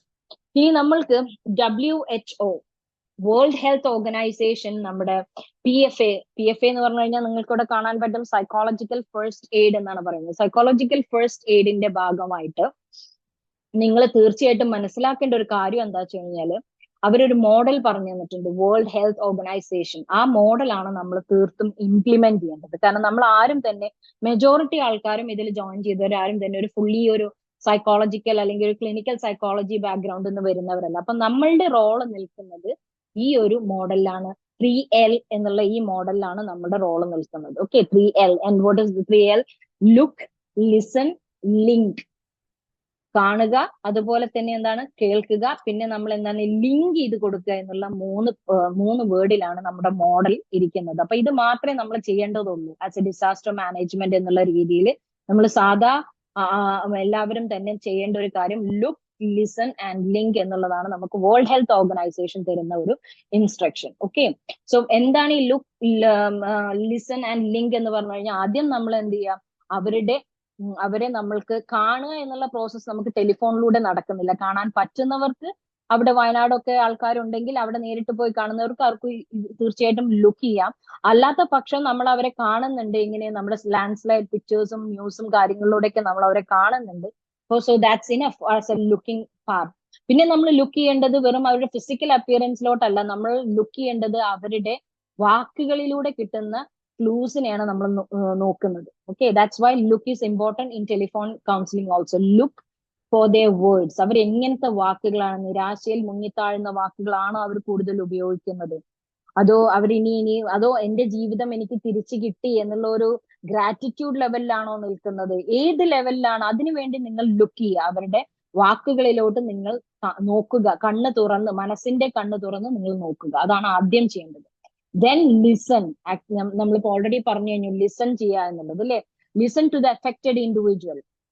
Okay, listen to the affected individual and finally connect them to the appropriate support and resources. ഇവിടെയാണ് നമ്മൾ മനസ്സിലാക്കേണ്ടത് എന്താണ്, നമ്മൾ അവരെ ഒക്കെ ലിസൺ ചെയ്തു, വളരെ എംപത്തറ്റിക്കൽ ആയിട്ട് ലിസൺ ചെയ്തു. അതിനുശേഷം നമ്മൾ ചെയ്യേണ്ടത്, ഈ വോളണ്ടിയേഴ്സ് ആയിട്ട് പ്രവർത്തിക്കുന്ന, ഫെസിലിറ്റേറ്റേഴ്സ് ആയിട്ട് നിൽക്കുന്നവർ നമ്മൾക്ക് ചെയ്യേണ്ടതാണ് ലിങ്ക് ചെയ്ത് കൊടുക്കുക എന്നുള്ളതാണ്. Finally connect them to appropriate, correct ആയിട്ടുള്ള ഗവൺമെന്റ് റിസോഴ്സുകളോ സപ്പോർട്ട് സോഴ്സസുകളോ ഒക്കെ ഉണ്ടെങ്കിൽ അതിനെയൊക്കെ കുറിച്ച് നിങ്ങൾ ലിസ്റ്റ് തയ്യാറാക്കി അത് റെഡിയാക്കി വേണം നിങ്ങൾ ഒരു ഓൺലൈൻ കൺസൾട്ടേഷൻ ഇരിക്കാനും. അപ്പം അവർക്ക് എത്തിപ്പെടാൻ പറ്റുന്ന ഫിസിക്കലി അവർക്ക് വേണ്ട കാര്യങ്ങളൊക്കെ ചെയ്തു കൊടുക്കുക. ഫോർ എക്സാമ്പിൾ, റിസോഴ്സസ് ആയിട്ട് നമുക്ക് ഇന്ത്യൻ അസോസിയേഷൻ ഓഫ് ക്ലിനിക്കൽ സൈക്കോളജിസ്റ്റിന്റെ അസോസിയേഷൻ നമ്പേഴ്സോ അവരുടെ നമ്പേഴ്സോ ഒക്കെ നമുക്ക് കൊടുക്കാൻ പറ്റുന്നതാണ്. അപ്പം ഈ ഒരു 3 സ്റ്റെപ്പ് അപ്രോച്ച് ആണ്. എന്താണ്, വീണ്ടും നിങ്ങൾ ഇതൊക്കെ എഴുതിയെടുക്കുക. ലുക്ക്, ലിസൺ ആൻഡ് ലിങ്ക് എന്ന് പറഞ്ഞ് ഈ 3 സ്റ്റെപ്പ് അപ്രോച്ച് ആണ് നമ്മൾ PFAക്ക് വേണ്ടിയിട്ട്, അതായത് സൈക്കോളജിക്കൽ ഫസ്റ്റ് എയ്ഡിന് വേണ്ടി നമ്മൾ ഉപയോഗിക്കാറ്. അപ്പം എന്താണ് ഇതിൽ നമ്മൾ ആദ്യം തന്നെ ലുക്ക് ചെയ്യുന്നത്, അവരുടെ ഇമ്മീഡിയറ്റ് നീഡ്സ് മനസ്സിലാക്കുക. ഇപ്പൊ ഇവര് വിളിക്കുമ്പോ, അയ്യോ സാറേ എനിക്ക് ഭക്ഷണമില്ല, ഞാൻ ആകെ, എന്റെ മക്കൾക്ക് ഭക്ഷണം ഇല്ല, അല്ലെങ്കിൽ അവർ പറയുന്നത് ചിലപ്പോൾ എനിക്ക് എന്താണ്, ഞാനൊരു ക്യാമ്പിലോട്ട് എത്തിപ്പെട്ടിട്ടില്ല, അല്ലെങ്കിൽ ക്യാമ്പിൽ അനുഭവിക്കുന്ന പ്രയാസങ്ങൾ എന്തെങ്കിലും ഉണ്ടാവും. ഇതൊക്കെ നമ്മൾ മനസ്സിലാക്കി അവരുടെ ഇമ്മീഡിയറ്റ് നീഡ്സ് ഉണ്ട്. അവർക്ക് ഭക്ഷണമാണോ വേണ്ടത്, ഷെൽട്ടർ ആണോ വേണ്ടത്, അപ്പൊ അതിലോട്ടുള്ള റിസോഴ്സിലോട്ട് നമ്മൾ കണക്ട് ചെയ്ത് കൊടുക്കുക എന്നുള്ളതാണ് നമ്മൾക്ക് ചെയ്യാനുള്ള ഒരു ജനറൽ, ഒരു ചെറുതരായുള്ള ഒരു കാര്യം. ഞാൻ നിങ്ങൾക്കൊരു സർക്കിൾ മോഡലിൽ പറയണം. അപ്പം ഇത് അവർ പറയുമ്പോൾ ചിലപ്പോൾ വളരെ നീണ്ടായിരിക്കും അവർ സംസാരിക്കുക, അവരുടെ ഇമോഷണൽ ട്രോമ കാരണം. So mobilize the necessary assistance to address the physical, emotional and social impacts of traumatic events. അപ്പൊ അവരുടെ ബേസിക് നീഡ്സ് എന്താണ്, അല്ലെ? നമ്മളൊരു ഓൺലൈൻ കൗൺസിലേഴ്സ് ആയിട്ട് വർക്ക് ചെയ്യുന്നവരൊക്കെ നിങ്ങൾക്കറിയാം, ആദ്യം നമ്മൾ അവരോട് ചോദിക്കും, what is the central problem, how can I help you എന്ന് ചോദിക്കുന്നത് പോലെ അവരുടെ ഒരു സെൻട്രൽ പ്രോബ്ലം എന്താണ്, ഇപ്പം അവർക്ക് ഇമ്മീഡിയറ്റ് ആയിട്ട് കിട്ടേണ്ട ആദ്യത്തെ പ്രയോറിറ്റി എന്താണ്, അവർക്ക് മുറിവുണ്ടെങ്കിൽ ഫസ്റ്റ് എയ്ഡ് ആണോ, മെഡിക്കൽ സപ്പോർട്ട് ആണോ, ഭക്ഷണമാണോ, അവര് തളർന്നിരിക്കുകയാണെങ്കിൽ ന്യൂട്രീഷൻ സപ്പോർട്ട് ആണോ കൊടുക്കേണ്ടത്, എന്താണെന്ന് അന്വേഷിച്ച് മനസ്സിലാക്കി നമ്മൾ അവർക്ക് തീർച്ചയായിട്ടും അത് പ്രൊവൈഡ് ചെയ്യുക എന്നുള്ളതാണ്. അപ്പൊ ആദ്യമായിട്ട് നമ്മൾ എപ്പോഴും ശ്രദ്ധിക്കേണ്ടത് എന്താണ്, എസ്റ്റാബ്ലിഷിംഗ് റാപ്പോ ആൻഡ് ട്രസ്റ്റ് എന്നുള്ളതാണ്. വീണ്ടും ഞാൻ പറഞ്ഞു, confidentiality is really important. So establishing the rapport means നിങ്ങൾക്ക് എല്ലാവർക്കും അറിയാം, റാപ്പോ എങ്ങനെയാണ്, നമ്മൾ അവരുമായിട്ട് ഒരു കണക്ഷൻ വെക്കുക. That doesn't mean they should be emotionally connected to us. ഞാൻ കരയുമ്പോൾ അവർ കരയണം, അവർ കരയുമ്പോൾ ഞാൻ കരയും എന്നുള്ള ഒരു സിസ്റ്റം അല്ല നമ്മൾ കൗൺസിലിംഗിൽ കൊണ്ടുവരുന്നത്. പക്ഷെ അവർക്ക് നമ്മളെ വിശ്വസിക്കാം, നിങ്ങൾക്കൊപ്പം ഞാനുണ്ട്, നിങ്ങളുടെ ഈ ഒരു ജേർണി, ഈ ഒരു ഹീലിംഗ് പ്രോസസ്സിൽ, നിങ്ങളുടെ ഈ ഒരു ഗ്രീഫ് പ്രോസസ്സിൽ I am there with you എന്ന് പറയുന്ന റാപ്പോ ആണ് ബിൽഡ് ചെയ്യേണ്ടത്. സോ വാം വെൽക്കം ചെയ്യുക അവരെ. എങ്ങനെ വാം വെൽക്കം ചെയ്യുക? ഓക്കെ, എനിക്ക് സന്തോഷത്തോടെ ഇരിക്കണം, അവരെ വിഷമിപ്പിക്കരുത് എന്ന് കരുതി ഞാൻ എന്താണ് വളരെ ചിരിച്ചു കളിച്ചാൽ പറയൂ, എന്താണ് അവിടെ, എങ്ങനെയാണ് സ്ലൈഡൊക്കെ വന്നിട്ട് എന്തായി എന്ന് എങ്ങനെയല്ല സംസാരിക്കേണ്ടത്. നമ്മുടെ ടോൺ ജെന്യുവിൻ ആയിരിക്കണം. അപ്പൊ ഫേക്ക് ചെയ്യുമ്പോഴാണ് നമുക്ക് പല പ്രശ്നങ്ങളും ഉണ്ടാകുന്നത്. So your tone should be very friendly and empathetic and introduce your self, introduce your name. കാരണം അവർക്ക് ചിലപ്പോൾ ഇങ്ങോട്ടൊരു ഒരു എന്താ പറയാ ഒരു പരിഭവം ഉണ്ടാവും സംസാരിക്കാൻ. So introduce your self. Okay, my name is, അല്ല എന്റെ പേര് ഇതാണ്, ഞാൻ ഇങ്ങനെ ഒരു ഓർഗനൈസേഷൻ എന്നാണ് വിളിക്കുന്നത്, അപ്പം എന്താണ്, ഹൗ ഇസ് യുവർ ഡേ, എങ്ങനെ പോകുന്നു കാര്യങ്ങൾ എന്നുള്ള രീതിയിലൊക്കെ അവരെങ്ങനെയാണോ നമ്മളോട് റെസ്പോണ്ട് ചെയ്യുന്ന ആ രീതിയിൽ express your sincere concern for their well being. Actually അവിടെയാണ് നമ്മളുടെ തുടക്കം. ആ തുടക്കം ശരിയായി കിട്ടിക്കഴിഞ്ഞു കഴിഞ്ഞാൽ പിന്നെ ബാക്കിയുള്ള എല്ലാ കാര്യങ്ങളും നമുക്ക് സക്സസ്ഫുൾ ആയി മാറും. തുടക്കം ശരിയായിട്ടില്ലെങ്കിൽ പിന്നെ നമ്മൾ എത്ര തന്നെ ഇന്റർവെൻഷൻസ് കൊടുത്താലും അവര് നമ്മളോട് റാപ്പ് ബിൽഡ് ആവില്ല. അത് തുടക്കം. അപ്പൊ നമ്മൾ വളരെ ക്ലിയർ ആയിട്ട് നമ്മൾ ശരിക്കും സെറ്റ് ആയിരിക്കുമ്പോഴാണ് നമ്മൾ ഈ കാര്യത്തിലോട്ട് പോകേണ്ടത്. Then again next one is active listening. Already ഞാൻ പറഞ്ഞു കഴിഞ്ഞു. ആക്റ്റീവ് ലിസണിങ് ടെക്നിക്സ് ആയിട്ടുള്ള പാരഫ്രൈസിങ് വളരെ ഇമ്പോർട്ടന്റ് ആയിട്ടുള്ള കാര്യമാണ് അല്ലെ. ചില ആൾക്കാരൊക്കെ അമിതമായിട്ട് പാരഫ്രൈസിങ് ഉപയോഗിക്കാറുണ്ട്. അത് തന്നെ എന്താ പ്രശ്നം എന്ന് പറഞ്ഞു കഴിഞ്ഞാൽ, അപ്പം ചില ക്ലയൻസ് പറയും, എന്താണ് ഇവര് ഞാൻ പറഞ്ഞ കാര്യം തന്നെ എന്നോട് വീണ്ടും വീണ്ടും പറയുന്നത് എന്നുള്ളത്. അമിതമായിട്ടുള്ള ഒരു പാരഫ്രൈസിങ് ടെക്നിക്സ് ഉപയോഗിക്കുന്ന കുറെ കൗൺസിലേഴ്സും സൈക്കോളജിസ്റ്റും ഉണ്ട്. അപ്പം അത് ശരിക്കും അതിന്റെ ഒരു വൃത്തിയിലും വെടുപ്പിലും നമ്മൾ ഈ ടെക്നിക്സ് ഉപയോഗിച്ചിട്ടില്ലെങ്കിൽ അത് തന്നെ ഒരു വല്ലാത്തൊരു മടുപ്പിലോട്ട് പോകാനുള്ള ഒരു കാരണമാവും. അതുപോലെ തന്നെ റിഫ്ലക്റ്റിംഗ് ഇമോഷൻസ്. അവര് കരയുമ്പോൾ അവര് ഒന്ന് സൈലന്റ് ആയിട്ട് ഇരിക്കുക. Let them express their emotions. Okay, അപ്പൊ നമ്മൾ ടെൻഷൻ, ഓക്കെ എന്നാ ഞാൻ പിന്നെ വിളിക്കാം, എന്നാ പിന്നെ വിളിക്കാം എന്ന് പറഞ്ഞുള്ള ഒരു ടെൻഷനിലോട്ട് പോയി നമുക്കത് പ്രോസസ് ചെയ്യാൻ പറ്റാത്ത ഒരു രീതിയിലോട്ട് അങ്ങനെ വിട്ടേച്ച് പോകരുത്. അത് അവർക്ക് വലിയൊരു മെന്റൽ ഷോക്ക് ആയിരിക്കും. So reflecting emotions, give them the എന്താ പറയുക, ഒരു സൈലന്റ്, ഒരു പോസ് കൊടുക്കുക അവർക്ക്. Let them express, let them cry, let them cry out, let them vent out their feelings എന്നുള്ള ഒരു കാര്യം നമ്മൾ തീർച്ചയായിട്ടും നമ്മൾ അവർക്ക് ആ സ്പേസ് കൊടുക്കുക. ദെൻ പിന്നെ ആവശ്യമെങ്കിൽ നമുക്ക് അവരെ ക്വസ്റ്റ്യൻ ചോദിച്ചിട്ട് അപ്പൊ ഇങ്ങനെയാ സംഭവിച്ചത്, എന്നിട്ട് അച്ഛൻ പോയോ, ഒലിച്ചു പോയോ, അപ്പൊ നിങ്ങൾ അച്ഛനെ കണ്ടോ, അച്ഛനെ പിടിച്ചോ, ഇങ്ങനത്തെ ഡീറ്റെയിലിംഗ് ആയിട്ടുള്ള ഇൻട്രൂസീവ് ക്വസ്റ്റ്യൻസിന് പകരം ക്ലാരിഫൈങ് ക്വസ്റ്റ്യൻസ് ചോദിക്കുക. നമുക്ക് വേണ്ട കാര്യങ്ങൾ ചോദിക്കുക. അവരെങ്ങാനും ഇങ്ങോട്ട് എക്സ്പ്രസ് ചെയ്യുകയാണെങ്കിൽ ലെറ്റ് ദം എക്സ്പ്രസ്. അവർ ചിലപ്പോൾ വളരെ ഇമേജറി ഒക്കെ ആയിട്ട് അവർ അതിങ്ങനെ എക്സ്പ്ലെയിൻ ചെയ്യുന്നുണ്ട്. അപ്പൊ ആ സമയത്ത് ഇടിച്ചു കയറി ഇൻട്രൂസ് ചെയ്ത് ബ്രേക്ക് ചെയ്യാതിരിക്കണം. Let them express. നിങ്ങൾ അത് കേൾക്കുക, മനസ്സിലാക്കുക, അവരുടെ പ്രോസസ്സിലോട് നമ്മൾ സാവകാശം സമയം കൊടുക്കുക എന്നുള്ളതാണ്. അപ്പൊ ചിലപ്പോൾ ടെലിഫോൺ കൗൺസിലിംഗ് ഒക്കെ ആകുന്ന സമയത്ത് നിങ്ങളുടെ മൊബൈലിന്റെ പൈസ കഴിയാനൊക്കെ സാധ്യതയുണ്ട്. അപ്പൊ അതൊക്കെ അത്യാവശ്യം റീചാർജ് ചെയ്ത്, ഓക്കെ ഞാൻ ഇങ്ങനെ ഒരു പ്രോസസ്സിനാണ് വിളിക്കുന്നത്, so it will take my financial money oriented ആയിട്ടുള്ള കുറച്ച് കാര്യങ്ങളുണ്ട്. ഇത് വോളണ്ടിയർഷിപ്പ് ആയതുകൊണ്ട് തന്നെ ഇങ്ങോട്ടൊന്നും കിട്ടാനില്ല, അങ്ങോട്ട് കൊടുക്കാനാണ്, എന്റെ സമയവും എന്റെ പൈസയും ഒക്കെ അങ്ങോട്ട് കൊടുക്കാനാണ് എന്നുള്ള ബോധത്തോടെ വേണം നമ്മൾ, ആ ഒരു മാനസികതയോടെ വേണം ഈ ഒരു കാര്യത്തിലോട്ട് ഇറങ്ങിത്തിരിക്കാൻ. Now, next one is empathetic approach, that you convey your understanding. നിങ്ങൾക്ക് എന്തൊക്കെ മനസ്സിലായി എന്നുള്ള കാര്യവും കമ്പാഷനും ഈ കാര്യങ്ങളൊക്കെ നിങ്ങൾ തീർത്തും validate their feeling and let them know that you are there to support them. ഞങ്ങൾ നിങ്ങളുടെ കൂടെയുണ്ട്, നിങ്ങൾ ഒറ്റയ്ക്കല്ല. നമ്മളെല്ലാവരും, ഗവൺമെന്റിനെയൊക്കെ ഈ ഒരു സമയങ്ങളിൽ കുറ്റപ്പെടുത്തുന്ന ഒരുപാട് പേരുണ്ട്. It's very easy. അവരുടെ ഹോപ്പ്ലെസ് സ്റ്റേജ് കൂട്ടുകയാണ് നമ്മൾ ചെയ്യുന്നത്. അപ്പൊ തീർത്തും നമ്മൾ അങ്ങനത്തെ കാര്യങ്ങളൊന്നും നമ്മുടെ വ്യക്തി രാഷ്ട്രീയവും മതപരവുമായിട്ടുള്ള കാര്യങ്ങളൊന്നും മിക്സ് ചെയ്യാണ്ട് നമ്മൾ വളരെ ഒരു ഹ്യൂമൻ ആയിട്ട്, ഒരു പച്ച മനുഷ്യനായിട്ട് വേണം നമ്മൾ ഒരു കമ്പാഷനേറ്റ് എംപത്തറ്റിക് അപ്രോച്ചിലോട്ട് വരണം. ആ ഗവൺമെന്റ് ഒന്നും ചെയ്യില്ല, നിങ്ങൾ അത് കരുതി ഇരിക്കേണ്ട, ഞങ്ങളെപ്പോലത്തെ ആൾക്കാരെ ഉണ്ടാവുള്ളൂ, ഇതൊന്നും പറയാൻ പാടില്ല. കാരണം അവർക്ക് ഹോപ്പ് നഷ്ടപ്പെടും. കാരണം ഗവൺമെന്റിന്റെ പെർമിഷൻ ഇല്ലാണ്ട് പല കാര്യങ്ങളും നമ്മൾക്ക് ചെയ്യാൻ പറ്റില്ല, ചെയ്യാൻ വിചാരിച്ചാലും പറ്റില്ല. അപ്പൊ നമ്മൾ അവരുടെ ഹോപ്പ് തല്ലിക്കെടുത്താൻ വേണ്ടിയിട്ടുള്ള ഗവൺമെന്റ് ഉണ്ട് നിങ്ങളെ കൂടെ സപ്പോർട്ട് ചെയ്യാൻ, നിങ്ങൾക്ക് എന്താ പറയാ പുനരധിവാസത്തിന്റെ കാര്യങ്ങൾ ചർച്ച ചെയ്യുന്നുണ്ട്, അങ്ങനെ depending upon what they talk actually. Okay, now coming to active listening techniques എന്നുള്ളതാണ്. ആദ്യം നിങ്ങൾ ചെയ്യേണ്ടത് അറ്റൻറ്റീവ് പ്രസൻസ് ആണ്. അപ്പം വീഡിയോ കോൺഫറൻസിലാണ് വരുന്നതെങ്കിൽ of course you can have A maintain eye contact. നിങ്ങൾ അവരുടെ ഐ കോണ്ടാക്ട് നിലനിർത്താൻ ശ്രമിക്കുക.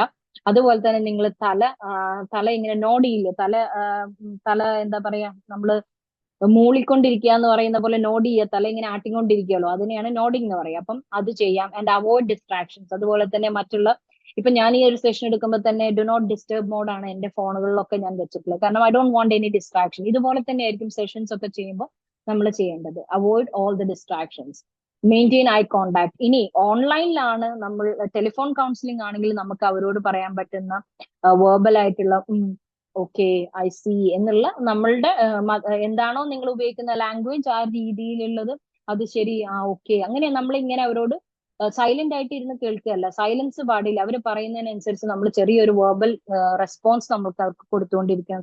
So that they feel that you are there at the other side of the phone. Then ask them the open ended questions. അതായത് yes or no questions ചോദിക്കാണ്ട്, closed ended questions ചോദിക്കാണ്ട് നമ്മൾ കൊടുക്കേണ്ടതാണ് open ended questions ചോദിക്കുക, to better understand the callers concern.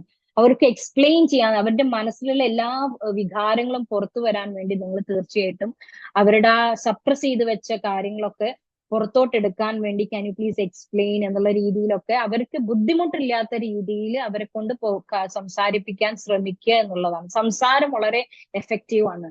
അപ്പം അതുകൊണ്ട് തന്നെ അതൊരു പെർഗേഷൻ എഫക്റ്റ് ആണ് ടോക്കിംഗ് അബൌട്ട് യുവർ പ്രോബ്ലംസ് എന്നുള്ളത്. നിങ്ങൾ ട്രസ്റ്റ് ചെയ്യുന്ന ആൾക്കാരുമായിട്ട്, നിങ്ങൾക്ക് എന്താ പറയാ, വിശ്വാസതയുള്ള ആൾക്കാരുമായിട്ട്. കാരണം ട്രസ്റ്റ് ബ്രേക്ക് ചെയ്ത് കഴിഞ്ഞാൽ പിന്നെ നമുക്ക് പിന്നീട് അത് ബിൽഡ് ചെയ്തെടുക്കുക എന്നുള്ള വളരെ പ്രയാസകരമായിട്ടുള്ള ഒരു കാര്യമാണ്.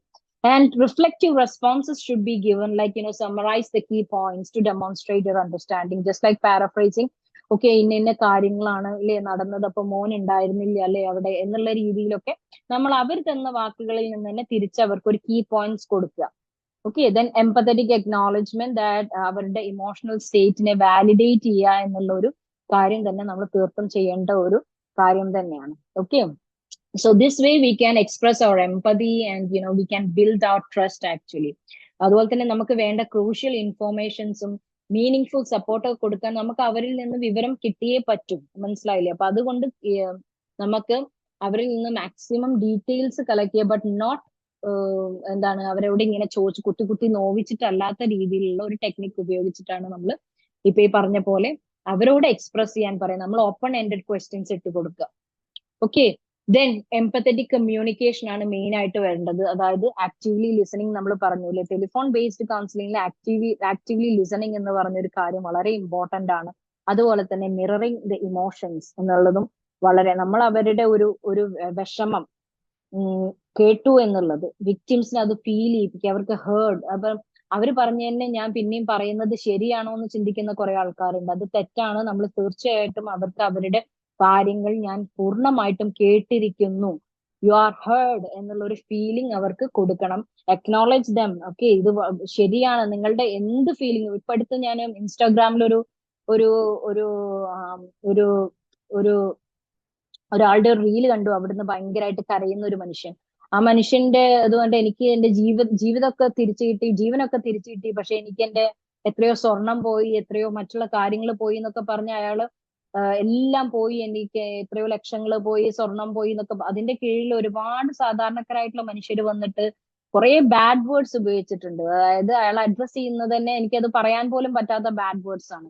അവര് പറയുന്നത് നിനക്ക് ജീവൻ കിട്ടിയില്ലേ, അതിന്റെ ഇടയിലാണോ നിന്റെ സ്വർണം, നിന്റെ പണം എന്നുള്ളതൊക്കെ. പക്ഷെ അയാൾ ശരിക്കും ഒരു ട്രോമാറ്റിക്, അയാളുടെ ലക്ഷണങ്ങൾ, ബോഡി ലക്ഷണങ്ങൾ കണ്ടാൽ അറിയാം അയാൾ ശരിക്കും ഒരു ട്രോമയിലൂടെ പോയിട്ടുള്ള ആ ഒരു ഓരോരുത്തർക്ക് ട്രോമ ഇസ് ഡിഫറെന്റ് ആക്ച്വലി. ചിലവർക്ക് ഇനിയിപ്പോ ഇതിലും ഭേദം മരിച്ചു പോവായിരുന്നു എന്ന് തോന്നുന്ന ആൾക്കാരുണ്ടാവും. അപ്പം നമ്മൾ ആരുടെയും ട്രോമയെ ഡിഫൈൻ ചെയ്യാൻ നിൽക്കണ്ട. അവർക്ക് നമ്മളുടേതാവില്ല അവരുടെ ഒരു കാര്യം എന്ന് മനസ്സിലാക്കുക. അവർക്ക് ജീവിക്കാൻ അവരുടെ സ്വപ്നങ്ങളൊക്കെ വേണ്ടിയിട്ട് അവർ ഒരു കൂട്ടി അവരുടെ ആ ഒരു പണവും കാര്യങ്ങളും പോയപ്പം അവരുടെ എക്സിസ്റ്റൻസേ പോയ പോലെയാണ്.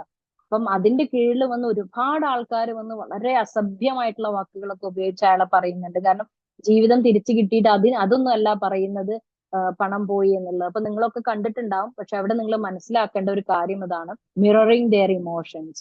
അദ്ദേഹത്തിനെ അക്നോളജ് ചെയ്യുക എന്നുള്ളതും നിങ്ങളുടെ ഈ ഫീലിംഗ് വാലിഡ് ആണ് എന്നുള്ള കാര്യമാണ് ആസ് എ കൗൺസിലർ നമുക്ക് കാണിച്ചു കൊടുക്കാനും പറയാനും ഉള്ളത്. So fostering A sense of connection during the time of crisis. ഇനി നമ്മൾ ഓൾറെഡി പറഞ്ഞ പോലെ തന്നെ അവരുടെ ഇമോഷണൽ, അവരുടെ ഇമ്മീഡിയറ്റ് നീഡ്സ് എന്താണ് എന്നുള്ളത് നമ്മൾ തീർത്തും മനസ്സിലാക്കുക തന്നെ വേണം. അതായത് ഇമോഷണൽ സ്റ്റേറ്റ്, അവർക്കൊരു കാമിങ് പ്രസൻസ് കൊടുക്കുക. Okay, let them speak and give them a calming presence. അപ്പം കുറച്ചൊക്കെ ചില സമയത്ത് നമുക്കൊരു നല്ല പോസ് കൊണ്ടുവരാൻ പറ്റും. ചില സമയങ്ങളിൽ ലെറ്റ് ദം സ്പീക്ക് എന്നുള്ളത്, വാലിഡേറ്റ് ദർ ഫീലിംഗ്സ് എന്നുള്ള കാര്യം ഒക്കെ നമ്മൾ ഇമോഷണൽ സ്റ്റേറ്റിന്റെ വെൽബീങ് നോക്കുക എന്നുള്ളത് വളരെ ഇമ്പോർട്ടന്റ് ആണ്. ബേസിക് നീഡ്സ്, അവർക്ക് എന്താണ്, ഫുഡ് ആണോ, വാട്ടർ ആണോ, ഷെൽട്ടർ ആണോ, മെഡിക്കൽ കെയർ ആണോ കൊടുക്കേണ്ടത് എന്നുള്ള കാര്യം. അതുപോലെ തന്നെ എന്തൊക്കെ സപ്പോർട്ട് സർവീസസ് അവിടെ കൊടുക്കാൻ, അല്ലെങ്കിൽ നിങ്ങൾക്ക് അവിടെ ആരൊക്കെ കണക്ട് ചെയ്ത് കൊടുക്കാൻ പറ്റും എന്നുള്ള കാര്യങ്ങളൊക്കെ പറയാം. അതുപോലെ തന്നെ സേഫ്റ്റി കൺസേൺസ് ഉണ്ടെങ്കിൽ ആ കാര്യം നമ്മൾ തീർച്ചയായിട്ടും നമ്മൾ മനസ്സിലാക്കി അത് റിപ്പോർട്ട് ചെയ്യേണ്ട ആൾക്കാർക്ക് നമ്മൾ റിപ്പോർട്ട് ചെയ്യണം. എമർജൻസി സർവീസസ് ഒക്കെ അവിടെ ഉണ്ടാവും, ആംബുലൻസ് സർവീസസോ മെഡിക്കൽ സപ്പോർട്ടോ അല്ലെങ്കിൽ സൈക്കോളജിക്കൽ ആയിട്ട് ക്ലിനിക്കൽ സൈക്കോളജിസ്റ്റ് ഒക്കെ അവിടെ ക്യാമ്പുകളിലൊക്കെ വർക്ക് ചെയ്യുന്നുണ്ടെങ്കിൽ അവരിലോട്ട് എത്തിച്ചേരാനും ഇങ്ങനെ ഒരാളുണ്ടെന്നും അവർക്ക് ഇങ്ങനെ ഒരു ഇമ്മീഡിയറ്റ് ഡേഞ്ചർ എന്നുള്ള ഒരു സംഭവം ഉണ്ടെന്നും ഞാൻ സംസാരിക്കുകയുണ്ടായി എന്നുള്ളതും. അതുകൊണ്ട് അങ്ങനത്തെ സേഫ്റ്റി കൺസേൺസ് വെച്ച് നിങ്ങൾ അവർക്ക് അതിന്റെ ഒരു സപ്പോർട്ട് കൊടുക്കുക എന്നുള്ളത്, സപ്പോർട്ട് സിസ്റ്റംസ് ക്രിയേറ്റ് ചെയ്യുക എന്നുള്ളതാണ്. Supporting network. ഇനി നിങ്ങളെ എങ്ങാനും കിട്ടാതെ ആവുകയാണെങ്കിൽ, അവർക്ക് നിങ്ങളോട് ഒരു റാപ്പോ ബിൽഡ് ചെയ്തു, നിങ്ങളെ എന്തെങ്കിലും ഒരു ആവശ്യത്തിന് ഫോണിൽ കിട്ടാതെ ആവുകയാണെങ്കിൽ നിങ്ങളുടെ ഒരു നമ്പർ, വേറൊരു ആൾട്ടർനേറ്റീവ് നമ്പറോ അല്ലെങ്കിൽ നിങ്ങളുടെ ഒരു സബോർഡിനേറ്റ് നമ്പറോ കൊടുക്കാം. അതും ഒരു നല്ലൊരു ഇതാണ്. അപ്പം ആ സമയത്ത് ആൾക്ക് ഇൻഫോർമേഷൻ കിട്ടും എന്താണ് സംഭവിച്ചതെന്ന്. അല്ലെങ്കിൽ ചിലവർ വിചാരിക്കും എന്നെ ഒരു ബ്ലാക്ക് ഹോൾ എഫക്റ്റ് എന്ന് പറയും, നമ്മൾ ഓൺലൈനിൽ ബ്ലാക്ക് ഹോൾ എഫക്റ്റ് എന്ന് പറയുന്ന ഒരു സംഭവം ഉണ്ട്. അതായത് എന്നെ അങ്ങ് എവിടെയോ ഒരു ഇരുട്ടുമുറിയിലോട്ട് തള്ളി എന്റെ കൗൺസിലർ പോയി എന്നുള്ളത്. ഇന്നലെ ഒരു ക്ലയന്റ് ഇതുമാതിരി ഒരു 18 years ഓഫ് ഓൾഡ് ഉള്ള ഒരു ടീനേജർ ആണ്. അവർ സംസാരിക്കുകയുണ്ടായി, 2-3 സെഷൻ കഴിഞ്ഞ് കഴിഞ്ഞാൽ എന്റെ കൗൺസിലറിനെ പിന്നെ ഞാൻ കാണാറില്ല, അവരെന്നെ വിളിക്കാറില്ല, അവരെന്നെ കോൺടാക്ട് ചെയ്യാൻ സമ്മതിക്കാറില്ല എന്ന് പറയുന്നുണ്ട്. അതൊക്കെ ആ കുട്ടിക്ക് വരുന്ന മെന്റൽ സ്ട്രെസ് ആ കുട്ടി പറയുകയുണ്ടായി. ഓൾറെഡി സൂയിസൈഡ് ഐഡിയേഷനും പ്രോബ്ലംസും ഒക്കെ ഉള്ള ഒരു കുട്ടിയാണ്. അപ്പം കൗൺസിലേഴ്സ് അവരുടെ പ്രശ്നത്തെ അധികരിപ്പിക്കുകയാണ്. കാരണം അവർ ആകെ കൺഫ്യൂഷനാണ്, എന്തുകൊണ്ടാണ് കൗൺസിലേഴ്സ് എന്നെ അവോയ്ഡ് ചെയ്യുന്നത് എന്നുള്ളത്. അപ്പൊ നിങ്ങൾക്കൊരു മനോധൈര്യം ഇല്ലെങ്കിൽ ഈ ഫീൽഡിലോട്ട് വരാതിരിക്കുക എന്നുള്ളതാണ് വേറൊരു കാര്യം ചെയ്യാനുള്ളത്. So give them the support system. Community organisations ഉണ്ടെങ്കിൽ encourage them to reach out to these resources. ചിലർ മടിച്ചിരിക്കുന്നുണ്ടാവും, ഞങ്ങൾക്ക് അങ്ങനത്തെ ഒരു സ്റ്റൈൽ ഇല്ല, ഞങ്ങൾ വളരെ റെപ്യൂട്ടഡ് ആയിട്ട് ജീവിച്ചവരാണ്, അതുകൊണ്ട് എനിക്ക് അങ്ങനെ സഹായത്തെ ഒന്നും ചോദിച്ചു പോകാൻ പറ്റില്ല എന്നൊക്കെ പറയുന്നവർ, അവർക്കൊക്കെ നല്ല സൈക്കോ എഡ്യൂക്കേഷൻ കൊടുക്കുക. Look, this is a crisis time, it's okay to seek help എന്നുള്ള ഒരു മെസ്സേജ് നമ്മൾ പാസ് ചെയ്യണം. കാരണം ഇവിടെ ആരും അങ്ങനെയില്ല. കാരണം അങ്ങനെ കുറെ ലൈഫ് സ്റ്റൈൽസ് ഉള്ള ആൾക്കാർക്കൊക്കെ, വലിയ വലിയ വീടുകളിലൊക്കെ താമസിക്കുന്നവർക്ക് ഇങ്ങനത്തെ ഒരു ആറ്റിറ്റ്യൂഡ് കണ്ടുവരാറുണ്ട്. So you need to understand that and give them the resources. അപ്പം പ്രൊവൈഡിങ് സൈക്കോളജിക്കൽ ഫസ്റ്റ് എയ്ഡ് ആണ് ഇപ്പൊ നമ്മൾ ഇവിടെ സംസാരിച്ചുകൊണ്ടിരുന്നത് മുഴുവനും. സോ എംപവറിംഗ് റെസിലിയൻസ് ആണ് മെയിൻ ആയിട്ട് ഇനി ഒരു എക്സ്ട്രാ പോയിന്റ് ആയിട്ട് പറയാനുള്ളത്. അതായത് അവർക്ക് വേണ്ട ഒരു അതിജീവനത്തിന്റെ പാത, അല്ലെങ്കിൽ നിങ്ങളുടെ കൂടെ നമ്മളും ഉണ്ട് എന്ന് പറഞ്ഞുകൊണ്ട് അവർക്ക് എന്തൊക്കെ നീഡ്സ് ആണ് അതെല്ലാം തന്നെ മീറ്റ് ചെയ്യപ്പെടും എന്നുള്ള ഒരു ശുഭാപ്തി വിശ്വാസം കൊടുക്കുക അവർക്ക്. അറ്റ്ലീസ്റ്റ് വാക്കുകൾ കൊണ്ടെങ്കിലും നമ്മളത് കൊടുക്കാൻ ശ്രമിക്കുക. കാരണം അവർക്ക് ഒരു പ്രതീക്ഷയില്ലാത്ത സമയത്തായിരിക്കും നമ്മളുടെ ഒരു ഫോൺ കോൾ ചെല്ലുന്നത്. So give them a calming presence actually. Bring them to the, എന്താ പറയാ, ഒരു എക്സിസ്റ്റൻഷ്യൽ ആബ്സെൻസ് എന്ന് പറഞ്ഞ ഒരു മോഡിൽ നിന്ന് അവർ എക്സിസ്റ്റൻഷ്യൽ പ്രസൻസിലോട്ട് കൊണ്ടുവരിക. നിങ്ങളും ജീവിച്ചിരിക്കുന്നുണ്ട്, നിങ്ങളുടെ ലൈഫും വാല്യുബിൾ ആണ് എന്നുള്ള രീതിയിലുള്ള മെസ്സേജസ് പാസ് ചെയ്യാൻ നമുക്ക് കഴിയണം എന്നുള്ളതാണ്. Okay, so building resilience, empowering the resilience. അവർക്ക് അതിജീവനത്തിന്റെ പാത മാർഗങ്ങളൊക്കെ പറഞ്ഞു കൊടുക്കുക. ആദ്യം എക്നോളജ് ചെയ്ത് കൊടുക്കുക. ചിലപ്പോൾ ചിലവരൊക്കെ നമ്മളോട് പറയും, നിങ്ങൾക്കത് പറഞ്ഞാൽ മതി, കാരണം ഞങ്ങളല്ലേ അനുഭവിക്കുന്നതെന്നൊക്കെ ചിലവരൊക്കെ ചിലപ്പോൾ പറഞ്ഞു എന്ന് വരും. Acknowledge it. ശരിയാണ്, കാരണം നമ്മൾ അവിടെ ഇല്ലല്ലോ. അപ്പൊ അക്നോളജ് ഇറ്റ്, ദാറ്റ്സ് ഓക്കെ. അപ്പൊ അവിടെ നമ്മുടെ ഈഗോ വർക്ക്ഔട്ട് ചെയ്യാൻ പാടില്ല എന്നുള്ളതാണ് അവിടെ പറയാനുള്ളത്. Now coming to PFA, psychological first എയ്ഡിന്റെ കോർ ആക്ഷൻസ് എന്ന് പറഞ്ഞു കഴിഞ്ഞാൽ മെയിൻ ആയിട്ട് നിങ്ങൾ മനസ്സിലാക്കേണ്ട ഒരു കാര്യം സേഫ്റ്റി ആൻഡ് കംഫർട്ട് ആണ്. അത് തീർച്ചയായിട്ടും ഞാൻ ഓൾറെഡി പറഞ്ഞു കഴിഞ്ഞ കാര്യമാണ്. Connect to the real support system and gather all the information by listening, okay, without judgment. നമ്മൾ വേണ്ടപ്പെട്ട ഇൻഫോർമേഷൻസ് ഒക്കെ നമ്മുടെ നോട്ട്ബുക്കിൽ എഴുതി കളക്ട് ചെയ്ത് വെക്കുക. Provide practical assistance. അവർക്ക് വേണ്ട food, water, shelter, what ever they need, tangible support കൊടുക്കാൻ പറ്റുന്ന, ടാഞ്ചിബിൾ എന്ന് പറഞ്ഞാൽ അവർക്ക് തൊട്ട് ഫീൽ ചെയ്യാൻ പറ്റുന്ന സപ്പോർട്ടുകൾ എന്തെങ്കിലുമൊക്കെ കൊടുക്കാൻ പറ്റുകയാണെങ്കിൽ കോൺട്രിബ്യൂട്ട് ചെയ്യുക നമ്മളെ പരമാവധി. അതാണ് main core actions of PFA. PFA ആർക്കും ചെയ്യാവുന്നതാണ്. എല്ലാ ഫീൽഡിലും അതൊരു സൈക്കോളജിസ്റ്റിന് മാത്രമേ ചെയ്യാൻ പാടുള്ളൂ എന്ന് ചിലർ തെറ്റിദ്ധരിച്ചിട്ടുണ്ടാവും. No, can be done by anyone. അപ്പൊ എല്ലാവർക്കും ഈ ഒരു കാര്യം മനസ്സിലാക്കാനും സോഷ്യൽ വർക്കേഴ്സിനും ടീച്ചേഴ്സിനും എല്ലാവർക്കും ഈ ഒരു PFA പ്രോട്ടോകോൾ അറിഞ്ഞിരിക്കുന്നത് നല്ലതാണ്, മനസ്സിലാക്കുന്നത് നല്ലതാണ്. You can do it, you can help. ഇത് ഡിസാസ്റ്ററിന് മാത്രമല്ല, നിങ്ങളുടെ സ്കൂളുകളിലും ആവശ്യങ്ങൾക്കും ഒക്കെ വേണ്ടിയിട്ട് എവിടെയാണോ നിങ്ങൾ വർക്ക് ചെയ്യുന്നത്, അല്ലെങ്കിൽ ഏത് കമ്മ്യൂണിറ്റിയിലാണോ നിങ്ങൾ വർക്ക് ചെയ്യുന്നത്, അവർക്കൊക്കെ ഉപകാരപ്പെടുന്ന ഒരു പ്രോട്ടോകോളാണ് PFA. ബട്ട് ഈ ആർക്കെങ്കിലും കൂടുതൽ സൈക്കോളജിക്കൽ പ്രശ്നങ്ങളുള്ള, വളരെ ഇൻഡെപ്ത് ആയിട്ടുള്ള പ്രോബ്ലംസ് ഉണ്ടെങ്കിൽ അവരെ നമ്മൾ റിസോഴ്സിലോട്ട് നമ്മൾ ലിങ്ക് ചെയ്യുക എന്ന് പറയുന്ന ആ ഒരു പ്ലാനിലൂടെ അവരെ കറക്റ്റ് റിസോഴ്സിലോട്ട് ലിങ്ക് ചെയ്യുക എന്നുള്ളതാണ് നമ്മുടെ ഉത്തരവാദിത്തം. അല്ലാതെ അതിനെ ക്യൂർ കൊണ്ടുവരാനുള്ള ശ്രമിക്കരുത്. ഓക്കെ, പിന്നെ നമുക്ക് ചെയ്യാൻ പറ്റുന്നത് എന്താണ്?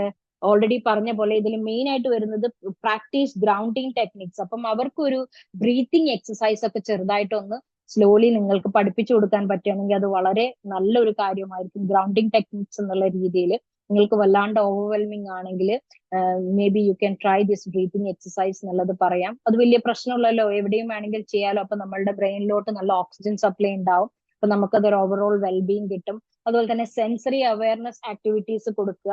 അവരുടെ ചുറ്റുപാടുമുള്ള നല്ല കാര്യങ്ങളിലോട്ട് നമ്മൾ സെൻസറി സ്റ്റിമുലേഷൻ നടത്തുക. അപ്പൊ ഓവർവെൽമിങ് ആയിട്ടുള്ള ഇമോഷണൽ സ്റ്റേറ്റിൽ നിന്നൊക്കെ അവർക്ക് കരകയറാൻ പെട്ടെന്ന് പറ്റുന്ന ടെക്നിക്സ് ആണ് പ്രാക്ടീസ് ഗ്രൗണ്ടിങ് ടെക്നിക്സ് എന്നുള്ളത്. അതിന് വേണ്ടിയിട്ടുള്ള ഗൈഡൻസും ടെക്നിക്സും ടിപ്സും ഒക്കെ അവർക്ക് എക്സ്പ്ലെയിൻ ചെയ്ത് കൊടുക്കുക എന്നുള്ളതാണ്. And give them the self suggestion therapy also. നിങ്ങൾക്ക് സെൽഫ് സജഷൻ തെറാപ്പി പോലെ നിങ്ങൾക്ക് എന്ത് ചെയ്യാം,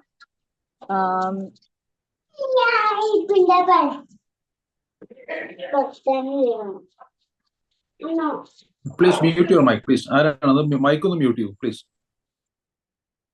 okay, sorry for the interruption. So അപ്പം നമ്മൾ ഗ്രൗണ്ടിങ് ടെക്നിക്സും അവർക്ക് പ്രാക്ടീസ് ചെയ്ത് അവർക്ക് പഠിപ്പിച്ചു കൊടുക്കുക. സെൽഫ് സജഷൻ തെറാപ്പി പോലെ പോസിറ്റീവ് സ്ക്രിപ്റ്റിംഗ് അവരോട് പറയുക, കണ്ണടച്ച് അവർക്ക് എന്ത് ചെയ്യാം, അവർക്ക് അവരുടെ മനസ്സിൽ തന്നെ ഒരു ധൈര്യം കൊടുക്കാൻ. ഒരുപാട് ക്ലയൻസിന് നമ്മൾ ഓൺലൈനിൽ കൊടുക്കുന്ന ഒരു ഹിപ്നോട്ടിക് സെൽഫ് ഹിപ്നോട്ടൈസിങ് എന്നുള്ള ഒരു ടെക്നിക്ക് തന്നെയാണ്. അതിനെ നമ്മൾ സെൽഫ് സജഷൻ തെറാപ്പി എന്ന് പറഞ്ഞിട്ടാണ് നമ്മൾ പല ക്ലയൻസിനും കൊടുക്കുന്നത്. അതായത് ഐ ക്യാൻ ഡു ഇറ്റ്, എന്താണ് ഐ ക്യാൻ ഓവർകം ദിസ്, അല്ലെ, പോസിറ്റീവ് സ്ക്രിപ്റ്റുകൾ കൊടുക്കുക. എനിക്ക് അതിജീവിക്കാൻ കഴിയും. മലയാളത്തിലാണെങ്കിൽ ഓഫ് കോഴ്സ് മലയാളത്തിൽ പറഞ്ഞു കൊടുക്കുക.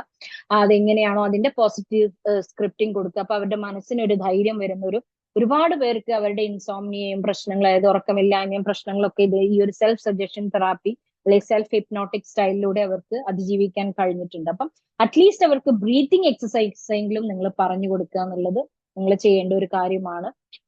ഇൻഹെയിൽ ആൻഡ് എക്സെയിൽ ടെക്നിക്സ് ഒക്കെ നിങ്ങൾക്ക് എല്ലാവർക്കും അറിയുന്നതാണ്. അപ്പൊ അത് നിങ്ങൾ പറഞ്ഞു കൊടുക്കുക. ഇല്ലെങ്കിൽ നിങ്ങൾക്ക് ഗൂഗിളിലോ യൂട്യൂബിലോ ഒക്കെ വലിയ ക്ലിനിക്കൽ സൈക്കോളജിസ്റ്റ് ഒക്കെ അത് നിങ്ങൾക്ക് പ്രാക്ടീസ് കാണിച്ചു തരുന്നുണ്ടാവും. വീഡിയോസ് ഒക്കെ വാച്ച് ചെയ്യാം. നമുക്ക് ടൈം ലിമിറ്റഡ് ആണ്.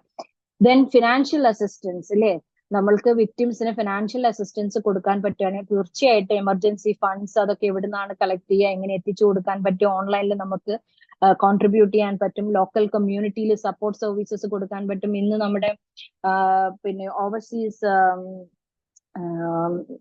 ഓവർസീസ് ചീഫ് കോർഡിനേറ്റർ ഹസീനത്ത പറയുകയുണ്ടായി. അതായത് അവിടെ ആ കമ്മ്യൂണിറ്റിയിൽ ആരോ വന്ന്, അവരുടെ റിലേറ്റീവ് ആരോ വന്ന് കുറെ ബ്ലാങ്കറ്റ്സും കാര്യങ്ങളും ഒരുപാട് സാധനങ്ങൾ, അവരൊക്കെ എന്താ പറയാ പുറമെ ജീവിക്കുന്നവരാണ്. അപ്പൊ റൂമിലൊക്കെ ലോക്ക് ചെയ്ത് കിടക്കുന്ന കുറെ ബ്ലാങ്കറ്റ്സ് ഒക്കെ ഉണ്ട്. അതൊക്കെ നമ്മൾ കൊടുത്തു. കാരണം നമ്മൾക്കൊന്നും പോകാൻ പറ്റുന്നില്ലല്ലോ. അപ്പൊ എത്തിക്കാൻ പറ്റുന്ന രീതിയിൽ അവിടെ എത്തിക്കുക. ഫിനാൻഷ്യൽ അസിസ്റ്റൻസ് ആവാം, മറ്റുള്ള കാര്യങ്ങളാവാം, ഹൗസിങ്ങിന്റെ, ഫുഡിന്റെ, മെഡിക്കൽ എക്സ്പെൻസ് ഒക്കെ നമ്മൾക്ക് എത്തിക്കാൻ പറ്റും. എന്ത് ചെറിയ കാര്യം അത് ചെറുതല്ലേ എന്ന് കരുതി തള്ളിക്കളയാം. നമ്മൾ ഈ ഇരിക്കുന്ന ഈ കൂട്ടായ്മ പോലും നമ്മുടെ ഒരു നന്മയായിട്ടാണ് നമ്മൾ കൺസിഡർ ചെയ്യേണ്ടത്. കാരണം നമ്മൾ അവരെ എങ്ങനെ സഹായിക്കാൻ പറ്റും എന്നറിയാൻ വേണ്ടിയിട്ടാണ് നമ്മളിവിടെ കൂടിയിരിക്കുന്നത്.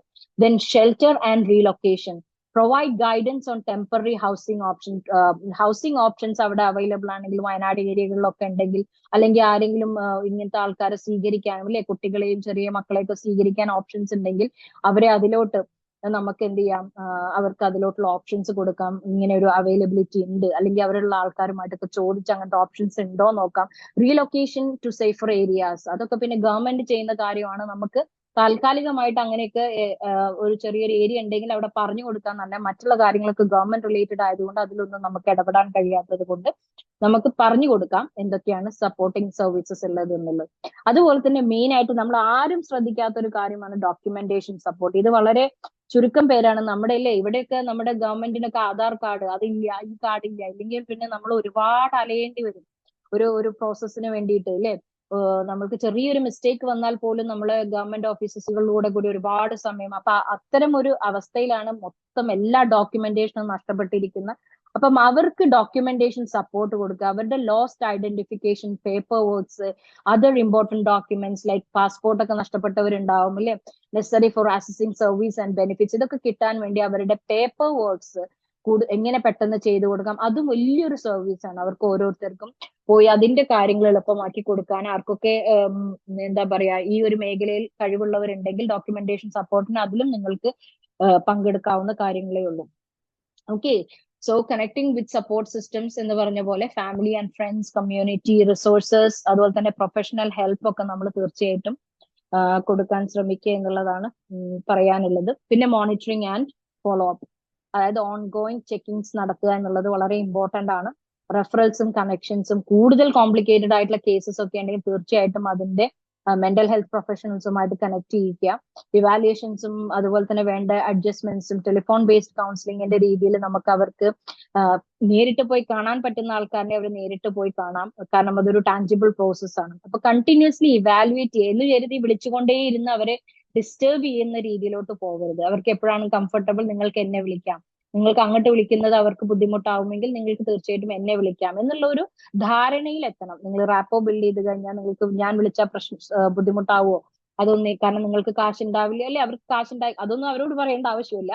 അവർക്ക് കാശ് ഉണ്ടായിക്കോളണമെന്നുണ്ടാവില്ല, ഫിനാൻഷ്യൽ ഇൻസ്റ്റബിലിറ്റിയിലോട്ട് പോയിരിക്കുന്നുണ്ടാവും. അപ്പം ഞാൻ വിളിച്ചോളാം, നിങ്ങളുടെ ടൈം ഏതാണ്, നിങ്ങൾക്ക് ഫോൺ എടുക്കാനുള്ള ടൈം ഏതായിരിക്കും എന്നൊക്കെ ചോദിക്കും. ഇൻ കേസ് അതുപോലെ തന്നെ മൊബൈലിൽ ചിലപ്പോൾ ചാർജസ്, ഇലക്ട്രിക് കറണ്ട് ഒന്നും ഉണ്ടായിക്കോളണമെന്നുണ്ടാവില്ല. അപ്പം അവിടെയൊന്നും ടെലിഫോൺ കൗൺസിലിംഗ് വലിയൊരു രീതിയിൽ നമുക്ക് വർക്ക് ചെയ്യാൻ പറ്റിക്കോളണമെന്നുണ്ടാവില്ല. ഇനി എങ്ങനെയാണ് ഒരു കേസ് സ്റ്റഡി, 2-3 കാര്യങ്ങൾ ജസ്റ്റ് ഒന്ന് ഓവറോൾ ആയിട്ട് ഞാൻ ജസ്റ്റ് ഒന്ന് പറഞ്ഞു തരാം നിങ്ങൾക്ക്.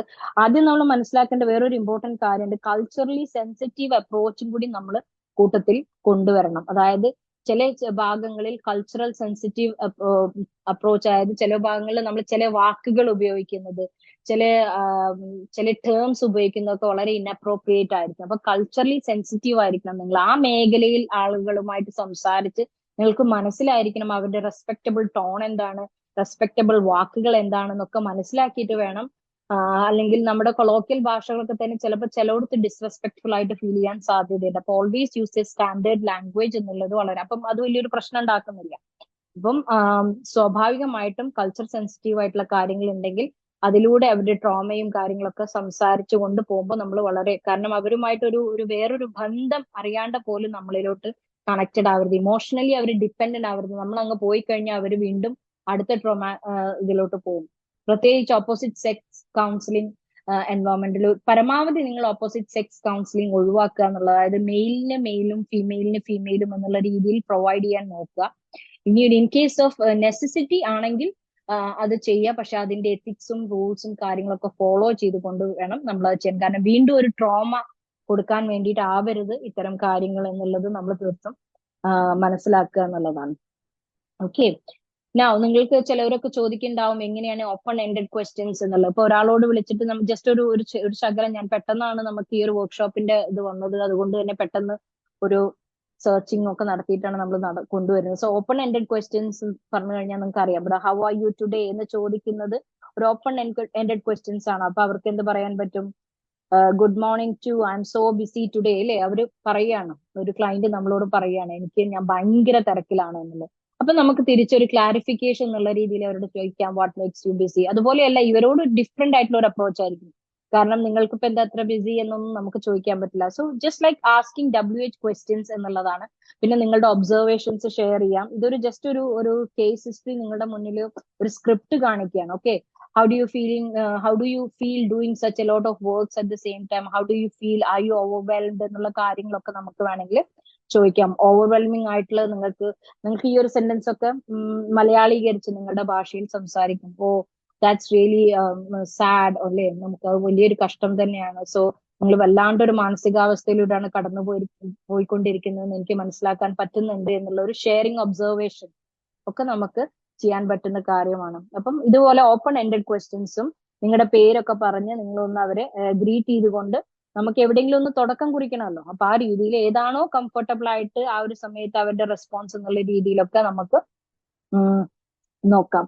ഇനി വരുന്ന ഇത് റിസർച്ച് പേപ്പറിന്റെ ശകലമാണ്. Mathews journal of nursing and health കെയറിന്റെ ഭാഗമായിട്ടുള്ള റിസർച്ച്, അതിന്റെ പേപ്പർ നമ്പർ ഒക്കെ അവിടെ കാണുന്നുണ്ട്. ഒരുപാട് ഇന്റർവ്യൂസ് ഒക്കെ നടത്തിയ റിസർച്ച് പേപ്പറാണ്. അതിൽ നിങ്ങൾക്ക് കാണാൻ പറ്റും അവര് ഇത് വേറൊരു ഡിസാസ്റ്റർ ആണ്, നാച്ചുറൽ ഡിസാസ്റ്ററിന്റെ പേപ്പറാണ്, റിസർച്ച് പേപ്പറാണ്. അപ്പൊ ഇവിടെ കാണാൻ പറ്റും, feeling alone in a desert, ഒരു മരുഭൂമിയിലെ പോലെ ഞാൻ ഒറ്റപ്പെട്ട് കിടക്കുകയാണ്, because I didn't have my wife, my children or my grandchildren. അപ്പം എല്ലാവരും അവരുടെ ഒരു വല്ലാത്തൊരു അവസ്ഥയാണ് എക്സ്പ്രസ് ചെയ്യുന്നത്.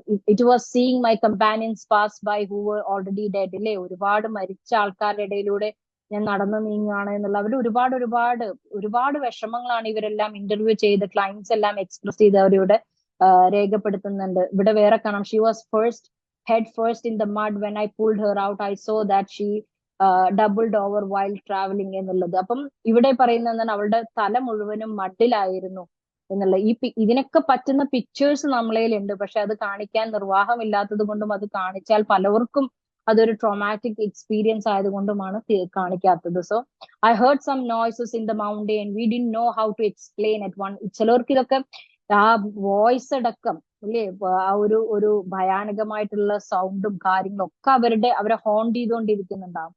അപ്പൊ the disappearance of my family because 82 of my relatives died in the land slide. 82 relatives ആണ് എനിക്ക് ലാൻഡ് സ്ലൈഡ് കാരണം മരണം. ഇത് നമ്മുടെ വയനാട് ദുരന്തത്തിനെ കുറിച്ചിട്ടുള്ളതല്ല പറയുന്നത്, വേറൊരു കേസാണ്, അമേരിക്കൻ സ്റ്റഡിയാണിത്. അവിടെ നടന്ന ഒരു ഡിസാസ്റ്ററിനെ കുറിച്ചിട്ടാണ് ഇവിടെ ഈ റിസർച്ച് റിപ്പോർട്ട് വന്നിട്ടുള്ളത്. അപ്പൊ ഇതിൽ നമുക്ക് കാണാൻ പറ്റുന്നത് കുറെ കാര്യങ്ങളുണ്ട്. What memories have you wanted to eliminate from your memory related to the landslide? ഈ ലാൻഡ് സ്ലൈഡുമായിട്ട് നിങ്ങൾക്ക് എന്താണ് നിങ്ങളുടെ മെമ്മറിയിൽ നിന്ന് ഡിലീറ്റ് ചെയ്യേണ്ടത് എന്നുള്ള ഒരു ഇന്റർവ്യൂ ആണ് ഈ റിസർച്ചർ നടത്തുന്നത്. അവരുടെ പല തലങ്ങളിൽ നിന്നിട്ട് കുറെ കാര്യങ്ങൾ അവരോട് ചോദിക്കണം. ഇപ്പൊ ചിലർ പറയുന്നുണ്ട് ഐ വോണ്ട് ടു എലിമിനേറ്റ്, അതായത് ഫീറ്റൽ ഡെത്ത്, അതായത് ചെറിയ കുട്ടികളുടെ മരണം, അതുപോലെ തന്നെ ഗർഭാവസ്ഥയിലുള്ള മരണം, അതുപോലെ തന്നെ ലോസസ്, കോപ്സസ് എന്ന് പറഞ്ഞു കഴിഞ്ഞാൽ ബോഡി, ഡെഡ് ബോഡീസ്. അതുപോലെ തന്നെ ഒരു സർവൈവർ പറയുന്നുണ്ട് എന്താണ് പ്രത്യേകിച്ച് ഒന്നുമില്ല, കാരണം ആള് ഫ്രോസൺ ആയിട്ടുണ്ട്, ഐ ഹാവ് നത്തിങ്, എനിക്ക് ഒരു ബാഡ് മെമ്മറീസും, കാരണം ആകെ ഫ്രോസൺ ആയി പോയിട്ടുണ്ട്. അപ്പൊ അങ്ങനത്തെ ആൾക്കാരെയും നമ്മൾക്ക് ഈ കൂട്ടത്തിൽ കാണാൻ പറ്റും. അതുപോലെ തന്നെ ഇൻസോംനിയ, ഉറക്കമില്ലായ്മ, desperation, death, moment to save ourselves, ഇങ്ങനത്തെ ഒരുപാട് കാര്യങ്ങളും മിക്സഡ് ഇമോഷൻസ് ആയിരിക്കും ഈ നാച്ചുറൽ ഡിസാസ്റ്റേഴ്സിലൂടെ പോയവരുടെ മനസ്സിലൂടെ കടന്നു പോകുന്നത്. പിന്നെ ഈ ഒരു റിസർച്ചിന്റെ ഭാഗമായിട്ട് അവർ ചോദിക്കുന്നത് എന്താണ്, have you received any emotional support. അപ്പൊ ഈ ഒരു മേഖലയിലാണ് നമുക്ക് വരാനുള്ളത്. അപ്പം അവർക്ക് എല്ലാവർക്കും ഒരു ഇമോഷണൽ സപ്പോർട്ട് വേണമെന്നും അത് അവർക്ക് ഒരുപാട് ഇമ്പോർട്ടൻസ് കൊടുക്കുന്നുണ്ടും എന്നുള്ളതും, ചിലവരൊക്കെ അത് ദൈവത്തിലോട്ടും അതുപോലെ തന്നെ പരീക്ഷണങ്ങളിലോട്ടൊക്കെ മാറ്റി അങ്ങനെ ഒരു സ്പിരിച്വൽ ലെവലിലോട്ട് നീങ്ങുന്നവരുണ്ട്. പലർക്കും സൈക്കോളജിക്കൽ സപ്പോർട്ട് കൊടുക്കേണ്ട ഒരു ആവശ്യം വരാറുണ്ട്. അപ്പൊ ഇത്തരം കാര്യങ്ങളൊക്കെ എന്താണ് നമ്മൾ അവർക്ക് വേണ്ട ഒരു സൈക്കോളജിക്കൽ സപ്പോർട്ടും ഇമോഷണൽ സപ്പോർട്ടും കൊടുത്ത് അവരെ ഒന്ന് അവരുടെ ഇമോഷൻസിനെ ഒന്ന് സ്റ്റെബിലൈസ് ചെയ്യുക എന്നുള്ളതാണ് ഈ റിസർച്ച് പേപ്പറിന്റെ ഒരു മെയിൻ ആയിട്ടുള്ള ഒരു കാര്യം വരുന്നത്. പിന്നീട് ഇതിന്റെയൊക്കെ ഒരു ആഫ്റ്റർമാത്തായിട്ട് വരുന്ന ഒരു കാര്യമാണ് നൈറ്റ് മെയേഴ്സ്, അല്ലെ, രാത്രിയിലെ വല്ലാത്ത ഭീകരമായിട്ടുള്ള സ്വപ്നം എന്ന് പറയാൻ പറ്റില്ല. നൈറ്റ് മെയേഴ്സ് എന്ന് പറഞ്ഞാൽ ഇംഗ്ലീഷിലെ ടേം ഡിഫറെന്റ് ആണ്. വളരെ ഭീകരമായിട്ടുള്ള സ്വപ്നങ്ങൾ അവർ രാത്രി, അവർക്ക് ഉറങ്ങാൻ പോലും പറ്റാത്തൊരവസ്ഥയാണ്. കണ്ണടച്ചു കഴിഞ്ഞാൽ ഈ ശബ്ദങ്ങളും ഒച്ചയും വിളിയും, അല്ലെ, കുട്ടികളുടെ പ്രശ്നങ്ങൾ, ഒരുപാട് കാര്യങ്ങൾ. So you can see, yes, seeing the corpse there of children, will it hurt me to see the children there? Well, it hurt me to see the children there. അപ്പൊ കുട്ടികൾ മരിച്ചു കിടക്കുന്ന അവസ്ഥ, അതുപോലെ തന്നെ the children without skulls, ഇങ്ങനത്തെ pictures നമ്മൾ പ്രിയ sir പറഞ്ഞ പോലെ തന്നെ ഇന്ന് നമ്മൾ കണ്ടു നേരിട്ട് തന്നെ. അവർക്ക് സ്കൾസ് ഇല്ലാത്ത, തലയോടില്ലാത്ത കുട്ടികളുടെ പിക്ചേഴ്സും തലയൊക്കെ പിളർന്നു പോയ കുട്ടികളുടെ ഒക്കെ നമ്മൾ കാണുകയാണ്. So because that was still coming. അപ്പം ഇത്തരം കാര്യങ്ങളൊക്കെ അവർ കാണുകയാണ്. ഇതൊന്നും നമ്മൾ എക്സ്പ്ലെയിൻ കാണുന്നതും അനുഭവിക്കുന്നതും തമ്മിൽ വ്യത്യാസമുണ്ട്. അത് ആദ്യം നമ്മൾ മനസ്സിലാക്കണം. നമ്മൾ മീഡിയാസിൽ കാണുന്നതും ഓക്കെ അത് ഇത്രയും ഭയാനകം, അത് അനുഭവിക്കുന്നതും തമ്മിൽ വളരെ വലിയൊരു വ്യത്യാസമുണ്ട്. അപ്പൊ അത് ആദ്യം നമ്മൾ മനസ്സിലാക്കണം. അവരുടെ ഫുള്ളി നമുക്ക് ഗ്രാസ്പ് ചെയ്യാൻ കഴിയില്ല എന്നുള്ളത്. ഓക്കെ, ഈവൻ ഒരു മഴ പോലും അവർക്ക് വലിയൊരു പ്രശ്നമായി മാറും എന്നുള്ളത് നമ്മൾ പിന്നീട്, കാരണം മഴ പെയ്യുന്നത് പോലും ഭയത്തിലോട്ട് പോകുന്ന ഒരു കാര്യമാണിത്. Okay, now language and cultural barriers ഉണ്ടെങ്കിൽ അത് തീർച്ചയായിട്ടും എന്ത് ചെയ്യണം, നമ്മൾ അതിജീവിക്കണം. മലയാളമാണ് കൂടുതൽ യൂസ് ചെയ്യുന്നുണ്ടെങ്കിൽ അവർക്ക് മനസ്സിലാവുന്ന രീതിയിലുള്ള മലയാള ഭാഷ ഉപയോഗിക്കാനും അവരുടെ ബാക്ക്ഗ്രൗണ്ട്സ് ഒക്കെ നമ്മൾ തീർച്ചയായിട്ടും മനസ്സിലാക്കുക. വയനാടിനെ കുറിച്ച് ഒന്ന് പഠിക്കുക, മനസ്സിലാക്കുക. അവരുടെ ലൈഫ് സ്റ്റൈൽ എന്താണ്, അവരെങ്ങനെയാണ് അവരുടെ ഇൻകം ജനറേറ്റ് ചെയ്യുന്നത്, what is the main source of income എന്നുള്ള കാര്യങ്ങളൊക്കെ ജനറലി നമ്മൾ പഠിച്ച് മനസ്സിലാക്കിയിട്ട് വേണം ഇത്തരം കാര്യങ്ങളൊക്കെ. അപ്പൊ റിസർച്ച് ഓറിയന്റഡ് ആയിട്ടും കൂടി നിങ്ങൾ കുറെ കാര്യങ്ങളിലോട്ട് മുന്നോട്ട് പോകണം. പിന്നെ ടെക്നോളജിക്കൽ ലിമിറ്റേഷൻസ് നമ്മൾ മനസ്സിലാക്കുക. ഇന്റർനെറ്റ് കണക്ഷൻസിന്റെ അവൈലബിലിറ്റി ഉണ്ടാവില്ല, lack of access to digital devices in affected, ഇതൊക്കെ മനസ്സിലാക്കിക്കൊണ്ട് വേണം നമ്മൾ ഇതിലോട്ട് പോവാനും. അപ്പൊ ഇന്ന് വിളിച്ച ഒരാളെ നാളെ ചിലപ്പോൾ എത്തിക്കൊള്ളണമെന്നുണ്ടാവില്ല, കാരണം അയാളുടെ മൊബൈലിലെ ബാറ്ററി ചാർജ് കഴിഞ്ഞിട്ടുണ്ടാവും. അപ്പൊ അവരോട് ചോദിക്കുക. ഇതൊക്കെ ബിഗിനിങ് സെഷൻ തന്നെ നമ്മൾ ബാറ്ററി കഴിഞ്ഞു കഴിഞ്ഞാൽ നിങ്ങൾക്ക് ചാർജ് ചെയ്യാനുള്ള ഓപ്ഷൻ ഉണ്ടോ, എന്താണുള്ള കാര്യങ്ങളൊക്കെ നിങ്ങൾ അവരോട് ചോദിച്ച് മനസ്സിലാക്കിയിട്ട് വേണം ഇതാവാൻ. അപ്പം അല്ലാത്ത സമയത്ത് നിങ്ങളും പാനിക് മോഡിലോട്ട് പോകാൻ പാടില്ല. അയ്യോ അവർക്ക് എന്തെങ്കിലും പറ്റുമോ എന്ന് പാനിക് മോഡിലോട്ട് പോകാൻ പാടില്ല. അവർക്കും ആ ഒരു അണ്ടർസ്റ്റാൻഡിങ് ഉണ്ടായിരിക്കണം, ദാറ്റ് ഇറ്റ്സ് വെരി നോർമൽ എന്നുള്ളത് നമ്മൾ മനസ്സിലാക്കുക. അതുപോലെ തന്നെ മെയിൻ ആയിട്ട് കൗൺസിലേഴ്സ് ആയ നിങ്ങളോട് പറയാനുള്ളത് importance of self care practices എന്നുള്ളതാണ്. അത് വളരെ ഇമ്പോർട്ടന്റ് ആണ്. നിങ്ങൾ സെൽഫ് കെയർ പ്രാക്ടീസ് എപ്പോഴും ന്യൂസ് ഒക്കെ കണ്ട് ഇങ്ങനെ വാടിത്തൊലിഞ്ഞിരിക്കാണ്ട് ന്യൂസ് കണ്ടുകൊണ്ട് അവിടുത്തെ പ്രശ്നങ്ങൾ തീരുന്നില്ല.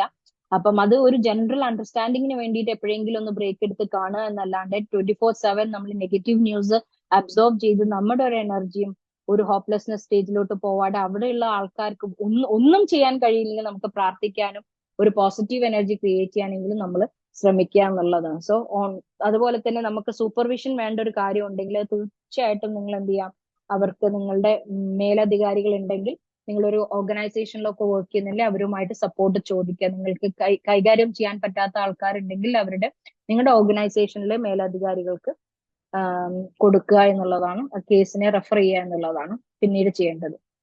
Okay, so cultural awareness, language ബാരിയേഴ്സും ഒക്കെ നമ്മൾ പറഞ്ഞു, കോൺഫിഡൻഷ്യാലിറ്റിയും കൾച്ചറൽ സെൻസിറ്റിവിറ്റിയും കാര്യങ്ങളൊക്കെ പറഞ്ഞു. ഇനി നിങ്ങളുടെ സെൽഫ് കെയർ ഫോർ കൗൺസിലേഴ്സ് ആണ് പറയാനുള്ളത്. നിങ്ങളുടെ മെന്റൽ വെൽബീയിങ് കാത്തു സൂക്ഷിക്കുക, engage in stress management reduce ചെയ്യുക, maintain your work life balance. Okay, ഞാൻ വളരെ വോളണ്ടിയർഷിപ്പ് ഉള്ള താല്പര്യമുള്ള ആളാണ്, അതുകൊണ്ട് ഞാൻ കംപ്ലീറ്റ്ലി ഇതിലോട്ട് പോകുന്നു എന്നുള്ള രീതിയിലൊന്നും ഇറങ്ങി പോവാണ്ട് നിങ്ങളുടെ വർക്ക് ലൈഫ് ബാലൻസ് മെയിൻറ്റെയിൻ ചെയ്യുക. Take breaks and engage in fulfilling personal activities to maintain. അപ്പം എന്താ, ബ്രേക്ക് എടുക്കുക. പ്രത്യേകിച്ച് ഓൺലൈനിലൊക്കെ വർക്ക് ചെയ്യുന്ന എന്നെ പോലത്തെ ആൾക്കാർക്കൊക്കെ കൂടുതൽ വേണ്ടത് break from the screen time ആണ്. അപ്പൊ അത് നിങ്ങളൊക്കെ അങ്ങനെ വർക്ക് ചെയ്യുന്നവരാണെങ്കിൽ തീർച്ചയായിട്ടും അത് നമ്മൾ ഫോളോ ചെയ്യുക. നമ്മുടെ സ്കെഡ്യൂളും കാര്യങ്ങളൊക്കെ, ബ്രീത്തിങ് ടെക്നിക്സ് ഫോളോ ചെയ്യുക, റിലാക്സേഷൻ ടെക്നിക്, അതുപോലെ തന്നെ സ്ട്രെച്ചിങ്, പറ്റുന്ന രീതിയിലൊക്കെ സ്ട്രെച്ച് ചെയ്യാൻ നോക്കുക, മൂവ് ചെയ്യാൻ നോക്കുക. ഇത്തരം കാര്യങ്ങളൊക്കെ സെൽഫ് കെയർ വളരെ ഇമ്പോർട്ടന്റ് ആണ്. സെൽഫ് കെയർ ഇല്ലാത്ത ഒരാൾക്ക് ഒരിക്കൽ പോലും ഒന്നും സമൂഹത്തിനോ മറ്റൊരാൾക്കോ കൊടുക്കാൻ കഴിയില്ല എന്ന് ആദ്യം മനസ്സിലാക്കണം.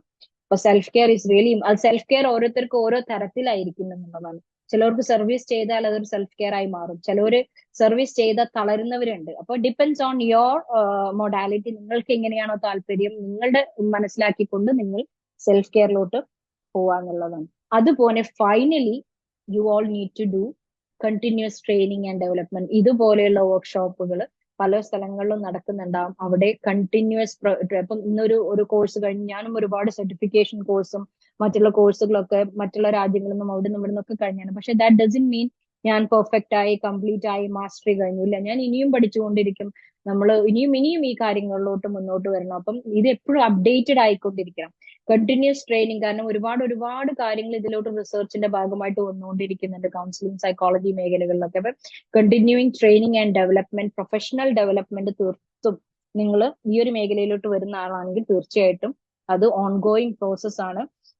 Ongoing training to enhance counselling skills, then supervision and mentorship request ചെയ്യുക.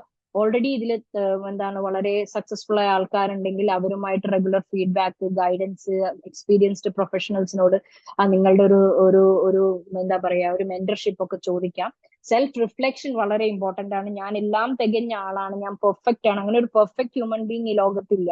സോ ഒരു കോഴ്സ് കഴിയുമ്പോൾ ഞാൻ പെർഫെക്റ്റ് ആണ്, എനിക്ക് മറ്റുള്ളവരിൽ നിന്നും പഠിക്കാനില്ല എന്നുള്ള ചിന്തയിലോട്ട് പോകാണ്ട് നമ്മൾ എപ്പോഴും ഒരു സ്റ്റുഡിയസ് നേച്ചർ കാത്തു സൂക്ഷിക്കാൻ, ലേൺ ഫ്രം എവ്രി വൺ. ഒരു ചെറിയ കുട്ടികളിൽ നിന്നാണെങ്കിലും നമുക്ക് പഠിക്കാനുണ്ടാവും ഒരുപാട് കാര്യങ്ങൾ. ഓരോ ക്ലയന്റും നമുക്കൊരു എൻസൈക്ലോപീഡിയ പോലെയാണ്, ഡിഫറെന്റ് ആയിരിക്കും. നമ്മൾ പഠിച്ച ടെക്നിക്സ് ഒന്നും വർക്ക്ഔട്ട് ചെയ്തോളണം ഉണ്ടാവില്ല. അപ്പൊ അതൊക്കെ ഒരു എക്സ്പീരിയൻസ് ആണ്, ഇതൊരു ചാലഞ്ചിങ് ഫീൽഡും കൂടിയാണ്. കാരണം മനുഷ്യന്റെ മനസ്സിനെയാണ് നമ്മൾ അങ്ങോട്ട് എത്തിച്ചേരുകയാണ്, ആ ഒരു ഇരുട്ടറയിലോട്ട് നമ്മൾ എത്തിച്ചേരുകയാണ്. അവിടെ പുതിയ കാര്യങ്ങൾ ഉണ്ടാവും, പഴയ കാര്യങ്ങൾ ഉണ്ടാവും, ആകെപ്പാടെ കോംപ്ലിക്കേറ്റഡ് ആയിട്ട് കിടക്കുന്ന ഒരു വേൾഡ് ആണ് മനുഷ്യരുടെ ഇന്നർ വേൾഡ് എന്നുള്ളത്. പുറത്ത് നമുക്ക് വളരെ ഓക്കെ ആണ് തോന്നുമ്പോഴും അവരുടെ ഉള്ളിൽ വേറൊരു ഇതായിരിക്കും. അപ്പം സെൽഫ് റിഫ്ലക്ഷൻ നടത്തുക, നിങ്ങൾ continuous evaluation and improvement of personal practice is really important. ഇത് വളരെ ഇമ്പോർട്ടന്റ് ആണ് എന്നുള്ളത് നിങ്ങൾ ആദ്യം മനസ്സിലാക്കുക. So telephone-based counselors must prioritize their own continuous training and development to stay up to date with best practices, acquire new skills and avoid burnout. ഇതാണ് പലരിലും ഞാൻ കണ്ടുവരാറ്. പ്രത്യേകിച്ച് ഓൺലൈൻ വർക്ക് ചെയ്യുന്ന പലരിലും ഞാൻ കാണുന്ന, അവർ ഒരു ദിവസം ഉണർന്നിരിക്കും, 2 ദിവസം അവർ തളർന്നിരിക്കും. കാരണം എന്താണ്, അവര് വല്ലാത്തൊരു ബേൺ ഔട്ട് ആയിരിക്കും അവർ എക്സ്പീരിയൻസ് ചെയ്യുന്നത്. So that's not the way. അതല്ല ഒരു സ്റ്റൈൽ എന്നുള്ളത് മനസ്സിലാക്കുക. This involves you need to seek support from the professional development opportunities എല്ലാം തന്നെ യൂട്ടിലൈസ് ചെയ്യുക. അപ്പൊ നിങ്ങൾക്ക് കൂടുതൽ കോൺഫിഡൻസ് കിട്ടുകയും കൂടുതൽ കാര്യങ്ങളിലോട്ട് എഫക്റ്റീവായിട്ട് ഇന്റർവെൻഷൻസ് നടത്താനൊക്കെ നിങ്ങൾക്ക് സഹായിക്കാൻ പറ്റും. So by committing to a lifelong learning, counsellors ആയ നമ്മളെല്ലാവരും അത് ഏത് ഫീൽഡിലാണെങ്കിലും committing to a lifelong learning process എന്നുള്ളത് വളരെ ഇമ്പോർട്ടന്റ് ആണ്. അതാണ് ആ ഒരു ഹയസ്റ്റ് ക്വാളിറ്റി എന്ന് വേണമെങ്കിൽ നമുക്ക് പറയാൻ പറ്റും. So with this I M concluding basically. അപ്പം ഇതിൽ നിന്നും അത്യാവശ്യം ഇൻഫോർമേഷൻസ് ഒക്കെ ഒരു ഡിസാസ്റ്റർ മാനേജ്മെന്റ് നിങ്ങൾക്ക് കിട്ടി എന്ന് വിശ്വസിക്കുന്നു. ഒരുപാട് ലേറ്റ് ആയി. So I M winding up my session and thank you for your patients listening. Thank you Nazia ma'am for the wonderful presentation. അതിനു മുന്നേ എനിക്ക് ജസ്റ്റ് ഒന്ന് കോ ഹോസ്റ്റ് ചെയ്തിട്ട് ജസ്റ്റ് ഒന്ന് ഷെയർ ചെയ്യാനുള്ള ഒരു പെർമിഷൻ തരാമോ?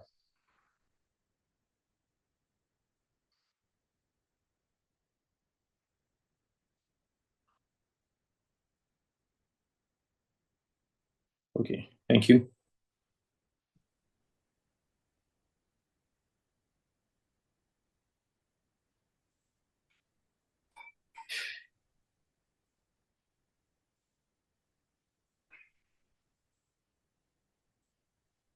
ഇവിടെ ജസ്റ്റ് ഒന്ന് സൂചിപ്പിക്കുകയാണ്, നമുക്ക് ഒരുപാട് പേർക്ക് കണ്ടു പരിചയമുള്ള കേട്ട് പരിചയമുള്ള സ്വീസിലെ മോണ്ടിസോറി ടീച്ചേഴ്സ് ട്രെയിനിങ് കോഴ്സിലെ വിദ്യാർത്ഥിനി റിസ്വാന ഫർവൻ, അവരുടെ ഭർത്താവ്, കുട്ടി ഉൾപ്പെടെ ഈ ലോകത്തോട് വിട പറഞ്ഞു. വളരെ അടുത്ത സമയത്താണ്, മണിക്കൂറുകൾക്ക് മുന്നാണ് നമുക്ക് ഈ ഇൻഫർമേഷൻ കിട്ടുന്നത്. അത് വല്ലാത്ത പ്രയാസകരമായ സംഭവമാണ്. ഇതുപോലെ ഇന്നത്തെ സെഷനിലൂടെ നമ്മൾ കടന്നു പോകുമ്പോൾ ഒരു 1-2 വീഡിയോസ് നിങ്ങൾ ഒരുപക്ഷെ പലരും കണ്ടതായിരിക്കാം. ഒന്ന് ചിന്തിക്കാൻ വേണ്ടി 1-2 വീഡിയോസിലേക്ക് കിടക്കുകയാണ്. എന്റെ പേര് സാമിദാസാണ്. വോയിസ് ഇപ്പോ ചൂരമലയുള്ളത് നല്ല രാത്രി ഉരുളുപൊട്ടിയതാണ്. ഇവിടെ സ്കൂൾ റോട്ടിലുള്ളത്. കുറെ വീടുകൾ പോയത്. എന്റെ മകള് ഇവിടെ പഠിക്കുകയാണ്. അവിടെ വിവരമൊന്നും അറിയില്ല. എല്ലാ രസവും എവിടെ ഇട്ടാലും ഇവിടെ കുറെ ആൾക്കാരുണ്ട്. അതൊന്ന് കൈസിലാക്കി വിടണം. മോളെ വീട് എവിടെ അറിയില്ല, തെരഞ്ഞുകൊണ്ടിരിക്കുകയാണ്. സംസാരിച്ചുകൊണ്ടിരിക്കുന്നതിനിടയിൽ ശബ്ദം പതറിപ്പോവാണ്. എന്താ പറയുന്നത് പല കാര്യങ്ങളിലും അറിയാൻ പറ്റുന്നില്ല. സമ്മിശ്ര വികാരങ്ങൾ മുഖത്ത് പ്രകടമാകുന്ന ഒരു സമൂഹം. അതോടൊപ്പം തന്നെ ഇനി ജീവിച്ചിരുന്നിട്ട് കാര്യമില്ല. എന്താണ് ദൈവം ഞങ്ങളോട് ഇങ്ങനെ ചെയ്തത്? ഞങ്ങളെ കൂടി കൊണ്ടുപോയിരുന്നില്ലേ? വളരെ വ്യക്തമായ ചില സൂയിസൈഡൽ തോട്ട്സിന്റെ സൂചനകൾ നൽകുന്ന ചില വാക്കുകൾ കൂടി ചില ആളുകളെ ഭാഗത്ത് വരുന്നതും കൂടെ കേൾക്കാം. ആരുമില്ല. ഞങ്ങളെ അവസ്ഥകൾ ആലോചിച്ച് നോക്കുകയാണ്. നമ്മൾ എന്ത് പാവം ചെയ്തിരിക്കണത് ഈ നാട്ടില്? ആരും ഒരു പാവം ചെയ്യുന്ന ആൾക്കാരല്ല. അന്നാ പണിക്ക് പോയിരിക്കുന്നവരാണ്. അത് എത്രയും പ്രയാസപ്പെടുത്തുന്ന എന്തിനുമാണ് ദൈവം ഞങ്ങളൊക്കെ ഇങ്ങനെ സൃഷ്ടിക്കുന്നത്? ഇതിന് നല്ല ഞങ്ങളെല്ലാവരും പോയി കഴിഞ്ഞിരിക്കുകയാണ്. ഞങ്ങൾക്ക് ഇനി ആരല്ലത്? നിങ്ങൾ പറഞ്ഞു തരും, ഞങ്ങൾക്ക് ആരല്ലത്? എന്റെ വാക്കിലും എല്ലാവരും ഇത് കിടക്കുന്നത്. ഇതുവരെ കിട്ടിയിട്ടില്ല. ആരോട് ഞങ്ങൾ പറയുന്നത്? എന്റെ സ്നേഹിതന്മാരും എല്ലാവരും മണ്ണിനടിയിലാണ്. അറിയോ? ഇതൊക്കെ ആരോട് നമ്മൾ സങ്കടം പറയും? വിറ്റവരും എല്ലാവരും പോയി കിടക്കുകയാണ്. ഇനി എന്തിനാണ് ജീവിക്കുന്നത്? ദൈവം ഞങ്ങളെ കൂടി കൊണ്ടുപോയി കൂടെ ഇതിനെന്തിനാണ് ഞങ്ങളെങ്ങനെ കഷ്ടപ്പെടുത്തുന്നത്? ഇതൊക്കെയാണ് നമ്മളിപ്പോ അവിടെ കണ്ടുകൊണ്ടിരിക്കുന്ന പ്രധാനപ്പെട്ട ചില അനുഭവങ്ങൾ. അപ്പോൾ ഇതുപോലെ പലരും വളരെ ഡിപ്രസ്ഡ് ആയിട്ടുള്ള സ്റ്റേജിലേക്കും ടെൻഷനിലേക്കും വിഷാദ രോഗത്തിലേക്കും ഒക്കെ വഴുതി വീഴുന്ന വേർജ് ഓഫ് എ ഡിപ്രഷനിലാണ് ഉള്ളതെന്ന് നമുക്ക് മനസ്സിലാക്കാൻ സാധിക്കുന്നുണ്ട്. ഇങ്ങനെ ഒരു സമൂഹത്തോടാണ് ഒരു പക്ഷേ ഇതൊക്കെ 2-3 ദിവസം കഴിയുമ്പോൾ ഒരു കോൾ അറ്റൻഡ് ചെയ്യാനും സംസാരിക്കാനും ഒക്കെ തയ്യാറാകുന്ന അവസ്ഥ എത്തിയേക്കാം. പക്ഷെ സ്റ്റാർട്ടിംഗ് സ്റ്റേജിലൊന്നും ഒരു പക്ഷെ ഇവരെയൊന്നും കെട്ടിയെന്ന് വരില്ല. എന്റെ സ്നേഹിതന്മാരൊക്കെ മണ്ണിനടിയിലാണ്. ഞാനിപ്പോ എന്തിനാ ജീവിച്ചിരുന്നിട്ട്? ദൈവം എന്തിനാ എന്നോട് ഇങ്ങനെയൊക്കെ ചെയ്യുന്നത്? പാപങ്ങൾ ചെയ്തവർക്ക് മാത്രമേ പരീക്ഷണം ഉണ്ടാവുള്ളൂ എന്ന് മനസ്സിലാക്കി വെക്കുന്ന ഒരു ഗ്രൂപ്പ്. അങ്ങനെ ഈ പാപങ്ങൾ പരീക്ഷണത്തിന് കാരണമാണോ എന്ന് ചോദിച്ചാൽ അത് വേറെ വകുപ്പ്. ഇങ്ങനെ പല കാര്യങ്ങളും ഓരോരുത്തരുടെ വിശ്വാസ പ്രമാണങ്ങൾക്കനുസരിച്ചും പഠിച്ചും ഒക്കെ നമ്മൾ അതിലേക്ക് എത്തിച്ചേർന്ന് അവരിലേക്ക് അകലെ ഇരുന്നു കൊണ്ട് ഓപ്പറേറ്റ് ചെയ്യേണ്ടതുണ്ട്. ഇത് അമേരിക്കയിൽ ഇരുന്നു കൊണ്ട് ഇന്ത്യയിലെ ഏതെങ്കിലും ഹോസ്പിറ്റലിലെ ഒരു പേഷ്യന്റിനെ റിമോട്ട് കൺട്രോളിൽ ഓപ്പറേറ്റ് ചെയ്യുന്ന ഒരു ഡോക്ടറുടെ വളരെ സൂക്ഷ്മമാർന്ന ചലനങ്ങൾ വേണ്ട ഒരു കേസാണെന്ന് കൂടി പ്രത്യേകം ഉണർത്തുന്നു. ഇതിനേക്കാൾ വളരെ എളുപ്പമാണ് ഒരുപക്ഷെ നേരിട്ട് പോയിക്കൊണ്ട് സംസാരിക്കൽ. കൈ പിടിച്ചൊന്ന് മുറുക്കെ പിടിച്ചാൽ, 2 കൈയും ചേർത്ത് പിടിച്ച് നമ്മുടെ കൈ കൂടി ചേർത്ത് പിടിച്ചാൽ തന്നെയും 1 മണിക്കൂർ കൗൺസിലിംഗിന്റെ എഫക്ട് കിട്ടിയേക്കാം. അത് സാധ്യമല്ലാത്ത, അതുകൊണ്ട് തന്നെ ടാൻജിബിൾ വേൾഡിനെ പറ്റിയിട്ട് നാസിയ മാം സംസാരിച്ചത്, സ്പർശിക്കാൻ പോലും പറ്റാത്ത, നമുക്ക് സ്പർശന സാധ്യതയില്ലാത്ത ഒരു മനുഷ്യനെ, അയാളുടെ മനസ്സിനെ സ്പർശിക്കുന്ന ലെവലിലേക്ക് നമ്മൾ എത്തുന്ന ഒരു രംഗമാണ് നമ്മളിവിടെ ട്രെയിൻഡ് ആയിട്ടുള്ളത്. ഇതൊരു ഇനീഷ്യൽ ബേസിക് ലെവൽ ട്രെയിനിങ് ആണ്. അതോടൊപ്പം തന്നെ നൈറ്റ് മെയറിങ്ങിനെ പറ്റി പറഞ്ഞു. ഞാൻ സത്യം പറഞ്ഞാൽ അത് ആ ഒരു വാക്കുകളിലൂടെ കടന്നു പോയപ്പോൾ തന്നെ എന്റെ മനസ്സ് വല്ലാതെ മരവിച്ചു എന്നുള്ളതാണ്. ഇപ്പോൾ പിന്നെ അല്പസമയത്തേക്കാണെങ്കിലും ഒരു കൗൺസിലിംഗ് മേഖലയിലോ ട്രെയിനിങ് മേഖലയിലോ നിൽക്കുന്ന ഒരു മനുഷ്യന് പെട്ടെന്ന് പറയാൻ പാടില്ലാത്ത എന്നാൽ അറിയാതെ കണ്ണ് നിറഞ്ഞു പോയ ഒരു സാഹചര്യം ഇപ്പൊ മിനിറ്റുകൾക്ക് മുന്നേ എനിക്കുണ്ടായത്. ആ നൈറ്റ്മാറിക് ടൈം, ഒരു മഴയുടെ ശബ്ദം പോലും ഇനി അവർക്ക് പ്രയാസമായിരിക്കും. അവരെ സംബന്ധിച്ചിടത്തോളം ചെറിയൊരു അനക്കം ഭൂമിയിൽ എവിടെയും കേട്ടാൽ അവർക്ക് പ്രയാസമായിരിക്കും. ആർത്തലച്ചുള്ള ഒച്ചയും ബഹളവും ഒക്കെ കഴിഞ്ഞു പോയ സമയം. നൈറ്റ്മാറിക് എന്ന വാക്കിന്റെ വളരെ ഗാഢമായ അർത്ഥത്തിലേക്ക് നമ്മൾ ചെല്ലണം. ഇതൊക്കെ ഉൾക്കൊണ്ടുകൊണ്ട് മനസ്സ് നിയന്ത്രിച്ചും മനസ്സിൽ ആ ചിന്ത ഉണ്ടായും ഈ പ്രയാസങ്ങളൊക്കെ അനുഭവിക്കുന്ന ആളുകൾക്ക് വാക്കുകൾ കൊണ്ട് സമാധാനം കൊടുക്കാൻ എനിക്ക് പറ്റണേ എന്ന പ്രാർത്ഥനയിലും ഞാൻ പറയുന്നു. ഏതാണ്ട് 500ഓളം ആളുകളുള്ള നമ്മുടെ ഗ്രൂപ്പിൽ നിന്നും ഏതാണ്ട് 80ഓളം ആളുകളാണ് ഇപ്പൊ ഈ ഒരു വിഷയത്തിലേക്ക് സെലക്ട് ചെയ്യപ്പെട്ടത്. അതാണ് അതിന്റെ പ്രത്യേകത. നമ്മളത് സെലക്ട് ചെയ്തതല്ല, നിങ്ങളുടെ മനസ്സിന് തോന്നി എനിക്ക് ഇതിന്റെ ഭാഗമായി മാറണം. So you are specially selected person by the almighty എന്ന് വേണമെങ്കിൽ പറയാൻ പറ്റും. ദൈവത്താൽ പ്രത്യേകം തിരഞ്ഞെടുക്കപ്പെട്ട ആളുകളാണ് നിങ്ങൾ എന്ന് വേണമെങ്കിൽ നിങ്ങൾ പോലും അറിയാതെ നിങ്ങളെ ഒരു വിഷയത്തിലേക്ക് ദൈവം ഇട്ടു എന്ന് വേണമെങ്കിൽ മനസ്സിലാക്കാൻ പറ്റും. ഇതൊരു ദൗത്യമാണ്. ഈ ദൗത്യ സംഘം അതിന്റെ പ്രവർത്തനം തുടങ്ങുകയാണ്. ഇതിൽ നിന്ന് മനസ്സിലായ കാര്യങ്ങൾ വെച്ചുകൊണ്ട് പരസ്പരം ഡിസ്കസ് ചെയ്തും ഒരു ഗ്രൂപ്പായിട്ടൊക്കെ ഇരുന്ന് ആലോചിക്കാൻ പറ്റും. അങ്ങനെ ആലോചിച്ചുമൊക്കെ ചില തീരുമാനങ്ങളിൽ എത്തുക. അതോടൊപ്പം നേരത്തെ പറഞ്ഞു ഇമോഷണലി സെൻസിറ്റീവ് ആവുന്ന തരത്തിലേക്ക് അവരുടെ പ്രത്യേക നാട്ടിൻ പുറത്തെ ചില ഭാഷകളോട് സെൻസിറ്റീവ് ആവുന്ന ഒരു സാഹചര്യം അത് നമുക്ക് വളരെ വേണം. അല്ലാതെ പിന്നെ മലവെള്ളത്തിൽ അവരെല്ലാം അടിച്ചു പോയി, എല്ലാം തെറിച്ചു പോയി, അങ്ങനെയൊക്കെയുള്ള വാക്കുകൾ അവിടെ പിന്നെ പോകുന്ന ആളുകൾ പോലും മറ്റുള്ളവരുടെ മുന്നിൽ വെച്ച് പറയാതിരിക്കുക. എല്ലാത്തിനെയും അടിച്ചുകൊണ്ട് പോയി ഇങ്ങനെയൊക്കെയുള്ള ചില നാടൻ വാക്കുകളുണ്ട്, അറിയാതെ പറഞ്ഞു പോകുന്നതായിരിക്കും. വളരെ സൂക്ഷ്മത വേണം, ചിന്തയിലും വാക്കുകളിലും വളരെ സൂക്ഷ്മത വേണം. ഇനി നേരിട്ട് പോയി കാണുന്ന ഒരാളാണെങ്കിലും ടെലഫോണിൽ സംസാരിക്കുമ്പോഴാണെങ്കിൽ പോലും നമ്മുടേതായിട്ടുള്ള സ്ലാങ്ങുകൾ അവർക്ക് പ്രയാസമില്ലാതെ നോക്കണം. വളരെ ഉറ്റവരും ഉടയവരും മക്കളും പിന്നെ പിതാക്കളും മാതാക്കളും ബന്ധുക്കളും ഒക്കെയാണ് പോയിട്ടുള്ളത്. അവരെ പറ്റിയൊക്കെയുള്ള അങ്ങനെ ചില വാക്കുകൾ പോലും വല്ലാതെ വേദനിപ്പിച്ചേക്കാം. അതുകൊണ്ട് വളരെ സൂക്ഷ്മതയിൽ കൈകാര്യം ചെയ്യേണ്ട ഒരു വിഷയമാണിത് എന്ന് പ്രത്യേകം ഉണർത്തിക്കൊണ്ട് ഇനി അങ്ങോട്ടുള്ള ഫോളോ അപ്പ് സെഷൻസ് നമുക്ക് ആവശ്യം വന്നാൽ വീണ്ടും നമുക്ക് കമ്മ്യൂണിറ്റി ഗ്രൂപ്പിൽ അതിന് ഇൻഫർമേഷൻ തരും. അതനുസരിച്ചിട്ടുള്ള കൂട്ടായ്മകളിലേക്ക് നമുക്ക് വീണ്ടും തിരിച്ചു വരാം എന്ന് പ്രത്യേകം അറിയിക്കുന്നു. ഇതിന്റെ ഒരു final evaluation and vote of താങ്ക്സിന് വേണ്ടിയിട്ട് മിസ്റ്റർ ഫ്രം ഓവർസീസ് കമ്മിറ്റി സ്നേഹത്തോട് ക്ഷണിക്കുന്നു. Thank U.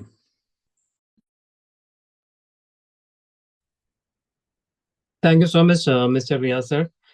അതുപോലെ തന്നെ നമ്മൾ നാസിയ മാമിനോട് ഒരുപാട് നന്ദി അർപ്പിക്കുകയാണ്. കാരണം ഈ ഒരു പർട്ടിക്കുലർ ടൈമിൻ്റെ ഉള്ളിൽ ഇത്രയും ഡീപ്പായിട്ട് തന്നെ നമ്മൾക്ക് കാര്യങ്ങൾ പറഞ്ഞു തന്നു എന്നുള്ളതാണ്.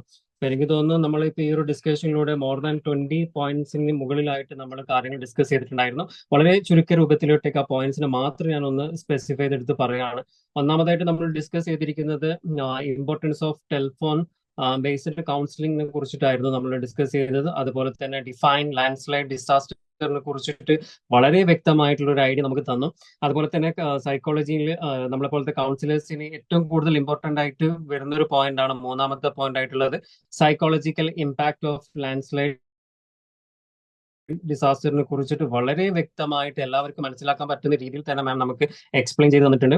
അതുപോലെ തന്നെ നാലാമത്തെ പോയിന്റിലോട്ടേക്ക് നമ്മൾ വരികയാണെങ്കിൽ പ്രിൻസിപ്പിൾസ് ഓഫ് ടെലിഫോൺ ബേസ്ഡ് കൗൺസിലിംഗിനെ കുറിച്ചിട്ടും മാം കൃത്യമായിട്ട് നമുക്ക് പറഞ്ഞു തന്നു. അതുപോലെ തന്നെ അഞ്ചാമത്തെ പോയിന്റ് എന്ന് പറയുന്നത്, അതായത് നമ്മുടെ വേൾഡ് ഹെൽത്ത് ഓർഗനൈസേഷന്റെ ഒരു ഗോൾഡൻ റൂൾസ് എന്ന് നമുക്ക് വേണമെങ്കിൽ പറയാം, 3L റൂൾസിനെ കുറിച്ചിട്ടും നമുക്ക് വ്യക്തമായിട്ടുള്ള ഒരു ഐഡിയ തന്നിരിക്കുകയാണ്. അടുത്തൊരു ആറാമത്തെ പോയിന്റിലോട്ടേക്ക് നമ്മൾ വരികയാണെന്നുണ്ടെങ്കിൽ എസ്റ്റാബ്ലിഷിംഗ് റാപ്പിഡ് ആൻഡ് ട്രസ്റ്റ് എന്നുള്ള ഒരു പോയിന്റിനെ കുറിച്ചിട്ടും വ്യക്തമായി നമുക്ക് ഓരോരുത്തർക്കും മനസ്സിലേക്ക് ഡീപ്പായിട്ട് ഉറപ്പിച്ചു വെക്കാൻ പറ്റുന്ന രീതിയിലുള്ള നോളജ് ആണ് മാം നമുക്ക് തന്നിട്ടുണ്ടായതിനെ കുറിച്ചിട്ട്. അതുപോലെ തന്നെ ഏഴാമത്തെ പോയിന്റ് എന്ന് പറയുന്നത് ആക്റ്റീവ് ലിസണിങ് ടെക്നിക്സ് ആയിരുന്നു. അതിനെക്കുറിച്ച് നമ്മളുടെ ഓരോ ബോഡി ലാംഗ്വേജസും അതുപോലെ തന്നെ മൂവ്മെന്റും എങ്ങനെയാണ് നമ്മൾ ഒരു ആക്റ്റീവായി കാണിക്കേണ്ടതിനെ കുറിച്ചിട്ടൊക്കെ നമുക്ക് വളരെ പ്രൊഫഷണൽ ആയിട്ട് തന്നെ മാം നമുക്ക് എക്സ്പ്ലെയിൻ ചെയ്ത് തന്നിരിക്കുകയാണ്. അതുപോലെ തന്നെ എട്ടാമത്തെ പോയിന്റിലോട്ടേക്ക് വരികയാണെങ്കിൽ എംപത്തറ്റിക് കമ്മ്യൂണിക്കേഷനെ കുറിച്ചിട്ട് വളരെ വ്യക്തമായിട്ട് നമുക്ക് മനസ്സിലാക്കി തന്നു. അതുപോലെ 9ാമത്തെ പോയിന്റിലോട്ടേക്ക് വരികയാണെന്നുണ്ടെങ്കിൽ അസസിങ് ഇമ്മീഡിയറ്റ് നീഡ്സിനെ കുറിച്ചിട്ടാണ് നമുക്ക് വളരെ കൃത്യമായിട്ട് പറഞ്ഞു തന്നിരിക്കുന്നത്. 10ാമത്തെ പോയിന്റിലോട്ടേക്ക് വരുമ്പോൾ providing psychological first aid PFA എന്ന് പറയുന്നതിനെ കുറിച്ചിട്ട് വ്യക്തമായി പറഞ്ഞു തന്നിരിക്കുന്നു. അതുപോലെ 11ാമത്തെ പോയിന്റിലോട്ടേക്ക് നമ്മൾ നോക്കുകയാണെന്നുണ്ടെങ്കിൽ PFA കോർ ആക്ഷനെ കുറിച്ചിട്ടും വളരെ കൃത്യമായിട്ട് തന്നെ മാം നമുക്ക് എക്സ്പ്ലെയിൻ ചെയ്ത് തന്നിരിക്കുകയാണ്. അതുപോലെ 12ാമത്തെ പോയിന്റിലോട്ടേക്ക് വരുന്ന സമയത്ത് സ്റ്റെബിലൈസിങ് ഇമോഷണൽ റെസ്പോൺസസിനെ കുറിച്ചിട്ടുള്ള ഡീറ്റെയിൽഡ് ആയിട്ടുള്ള കാര്യങ്ങൾ പറഞ്ഞു തന്നു. 13ലേക്കോട്ടേക്ക് വരുന്ന സമയത്ത് അഡ്രസ്സിംഗ് പ്രാക്ടിക്കൽ കൺസേണിനെ കുറിച്ചിട്ടാണ് മാം നമുക്ക് കൃത്യമായിട്ട് പറഞ്ഞു തന്നിരിക്കുന്നത്. അതുപോലെ തന്നെ 14ാമത്തെ പോയിന്റ് നോക്കുകയാണെങ്കിൽ കണക്ടിങ് വിത്ത് സപ്പോർട്ട് എന്നുള്ളതിനെ കുറിച്ചിട്ട് നമുക്ക് കൃത്യമായിട്ട് പറഞ്ഞു തന്നു. 15ാമത്തെ പോയിന്റിലോട്ടേക്ക് നമ്മൾ വരികയാണെന്നുണ്ടെങ്കിൽ മോണിറ്ററിംഗ് ആൻഡ് ഫോളോ അപ്പ് വളരെ ഇമ്പോർട്ടന്റ് ആയിട്ടുള്ള ഒരു പാർട്ട് തന്നെയാണ്. അത് എങ്ങനെയൊക്കെയാണ് വേണ്ടതെന്നുള്ളതിനെ കുറിച്ചിട്ടും കൃത്യമായിട്ടൊരു ഐഡിയ നമുക്ക് തന്നിരിക്കുകയാണ്. 16ാമത്തെ പോയിന്റിലോട്ടേക്ക് വരികയാണെങ്കിൽ കേസ് സ്റ്റഡീസ് ആണ്. സക്സസ്ഫുൾ ടെലിഫോൺ ബേസ്ഡ് കൗൺസിലിംഗിന്റെ കേസ് സ്റ്റഡീസ് എങ്ങനെ കൊണ്ടുപോകണം എന്നതിനെ കുറിച്ചിട്ട് കൃത്യമായിട്ടുള്ള ഒരു അറിവ് നമുക്ക് പകർന്നു തന്നിരിക്കുകയാണ്. 17ാമത്തെ പോയിന്റ് നമ്മൾ നോക്കുകയാണെങ്കിൽ ഓപ്പൺ എൻഡഡ് ക്വസ്റ്റ്യൻസിനെ കുറിച്ചിട്ടും അതുപോലെ തന്നെ ഏതൊക്കെ രീതിയിൽ എങ്ങനെയൊക്കെ ചോദിക്കുക എന്നുള്ളതിനെ കുറിച്ചിട്ടൊക്കെ വ്യക്തമായി പറഞ്ഞു തന്നിരിക്കുന്നു. 18ാമത്തെ പോയിന്റ് നമ്മൾ നോക്കുകയാണെന്നുണ്ടെങ്കിൽ റിസർച്ച് പേപ്പറിനെ കുറിച്ചുള്ള ഒരു ഡിസ്കഷൻ വളരെ കൃത്യമായിട്ട് തന്നെ നമുക്ക് മനസ്സിലാക്കി തരുന്ന രീതിയിലായിരുന്നു ആ ഡിസ്കഷൻ കൊണ്ടുപോയിരിക്കുന്നത്. 19ാമത്തെ പോയിന്റ് നമ്മൾ നോക്കുകയാണെങ്കിൽ കേസ് സ്റ്റഡി ചലഞ്ചസ് ആയിരുന്നു.